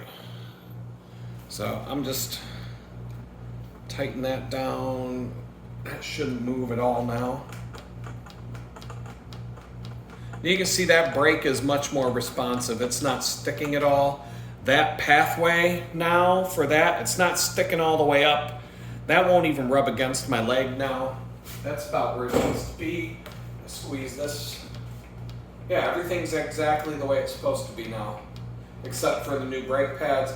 So I'm not gonna go crazy with adjusting it precisely, but I am going to lock that down, and then I'm going to put a new cable end. I'm not even going to trim this cable length down, but I am going to put a new cable end on there. If I can fish one out of this little jar here, and I'm going to go throw, I need these to go away. What's the piece of housing? All that needs to go in the trash. There we go. Didn't even have to go that hard. So I'm going to take what you want to, you always want to put cable ends on your exposed cables. You slide that little thing on, and then most good cable cutters have a good,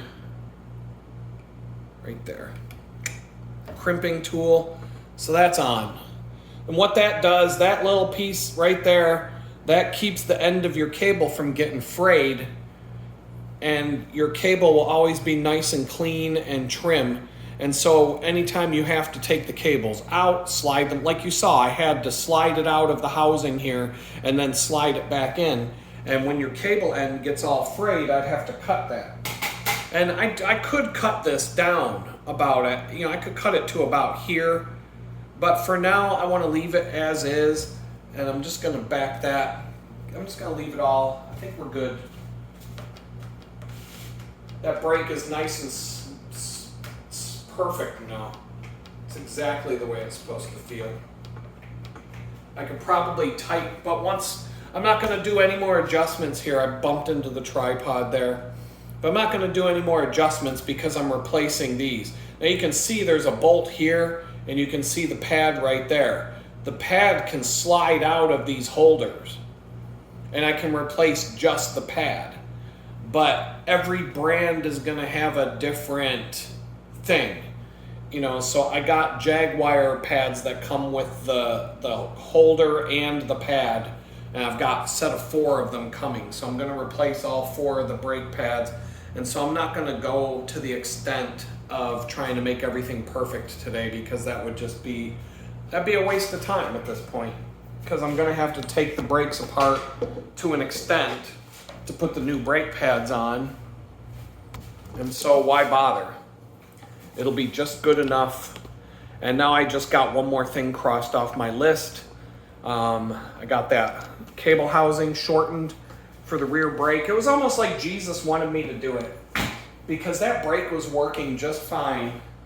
And then I put the wheel back on, and for no reason at all, it's no longer working just fine. And that didn't make any sense at all, because there's no reason that should have stopped working. So now all I have to do is clean up some of the excess chain lube here. Make that chain look nice and shiny. Now this chain is going to take more work. I should probably take this chain off at some point and put it in a bath of mineral spirits and make it completely grime free. But for now, this is going to work. It's going to be a big difference. It's probably going to feel a lot better the next time I ride this bike. But it's not going to be tomorrow, because my brakes. But I'll definitely have this done before Friday. My goal will be to ride this bike to work on Friday. But if the weather's crap, I'm riding the other bike, because that bike's better in the rain. But this looks a lot nicer. This chain looks better. I'll give it one more pass.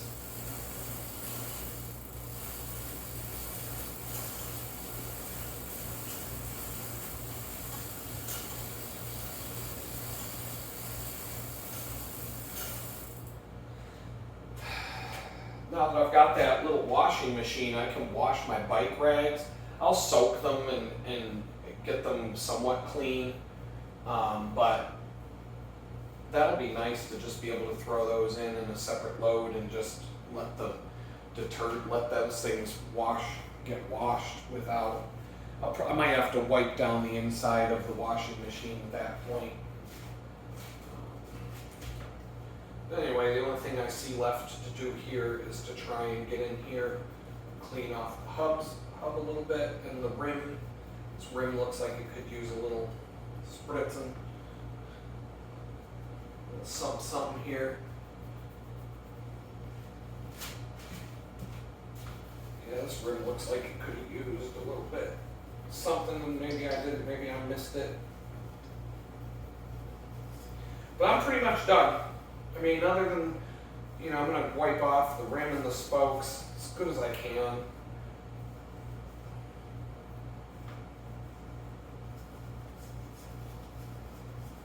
Perfect is the enemy of done, so I'm just going to do the best I can. Furniture polish, pledge, that's what's next. Pick some up at the grocery store.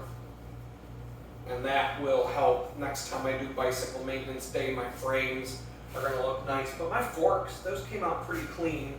There's no more of those horrible looking stains, so that worked out. Everything worked out pretty good today. It's just furniture polish would do a better job than the stuff I've used on this. So the next time I do this, everything's going to come out better. But I think I'm done. I think that's all I want to do. The next thing I just have to do is put everything away and then clean up the floor. The little stain I got on the floor just now from the wheel stuff. Looks like there is a bit of a mark, unless that's just a shadow. It might just be a shadow. There's like weird shadows. I think there's a shadow from something. It doesn't look bad, but yeah, I can get those. Yeah, there's some sort of shadow from some. Yeah, it's a shadow. So the floor didn't get stained, but I am going to. There's some marks on the floor that are just here from probably not even from me in some cases. So I'm gonna try to get some of those. I'm gonna go back over it with the little vacuum cleaner that I have, and sweep up anything that, you know, is a result of what I did today here. But you know, here I'm just gonna flip this back around and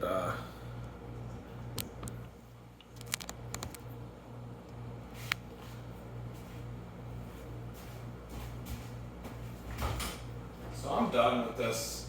I'm not even gonna bother putting air in the tires because I do that before I leave. It's better to just air up your tires right before a ride than put air in them today and then have to do it again anyway. So, hang this bad beast up, and then to keep the wheels so you can see what kind of happens with the bikes on this rack. And so my ghetto way of fixing that is to take a Velcro strap, and I want to go, what direction do I go? So I'm going to go this direction with it. I just go through the front wheel and then attach the Velcro strap around the down tube, and then just wrap that around my rib. And I have one of those on both bikes, and it just keeps the wheels straight.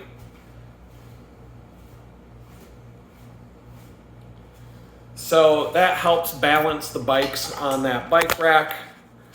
The bikes are nice and balanced. They're not leaning from one side to the other. It keeps the wheels forward. It makes everything just look nicer. And when you look at it from the front, I mean, this front wheel on this one's a little bit off. But when you just having the wheels not perfectly centered throws the balance off of the bike, and they actually lean one direction or another.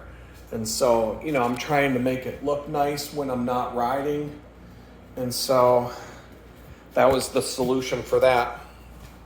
If I take this one here and just cinch that strap down a little bit tighter. This one's a little bit more stubborn to get it really tight. So that one just doesn't want to cooperate as much. It doesn't look that bad, but I gotta put this back on I can't do it when I'm holding on to the phone like this, but if I can get in here. I have a different strap that's longer than this. And it might actually work better. This one's a little bit finicky, but the tighter I can get that strap and the straighter I can keep the wheel as a result, the better the bike doesn't lean from one side to the other, and I don't have handlebars sticking out at me. And yeah, I can see that this front fork needs a little bit more polish. But it's definitely, I mean, this looks good. Overall, everything looks good. You know, they're never going to be perfect. I mean, when a bike's brand spanking new, because it's never been ridden, it has a certain look to it. And then you ride it a couple of times, and that's over. It's over with. Enjoy it while you can. But that's it for today. Pop this out. Bikes are done. That's bicycle maintenance day. I don't know how long this video is going to be. I'm going to do some creative editing, but that's what it is. That's what I did. And that took a long time. I mean, other than taking my break, it's 5:45. I started at 1, so that's 4 hours and 45 minutes minus, that's 4 hours, because I took a couple of breaks. So it took me 4 hours to do all that stuff that you're seeing in this video, and I'm probably going to cut this down, but it's still going to be a pretty long video. Bicycle maintenance day. Peace out.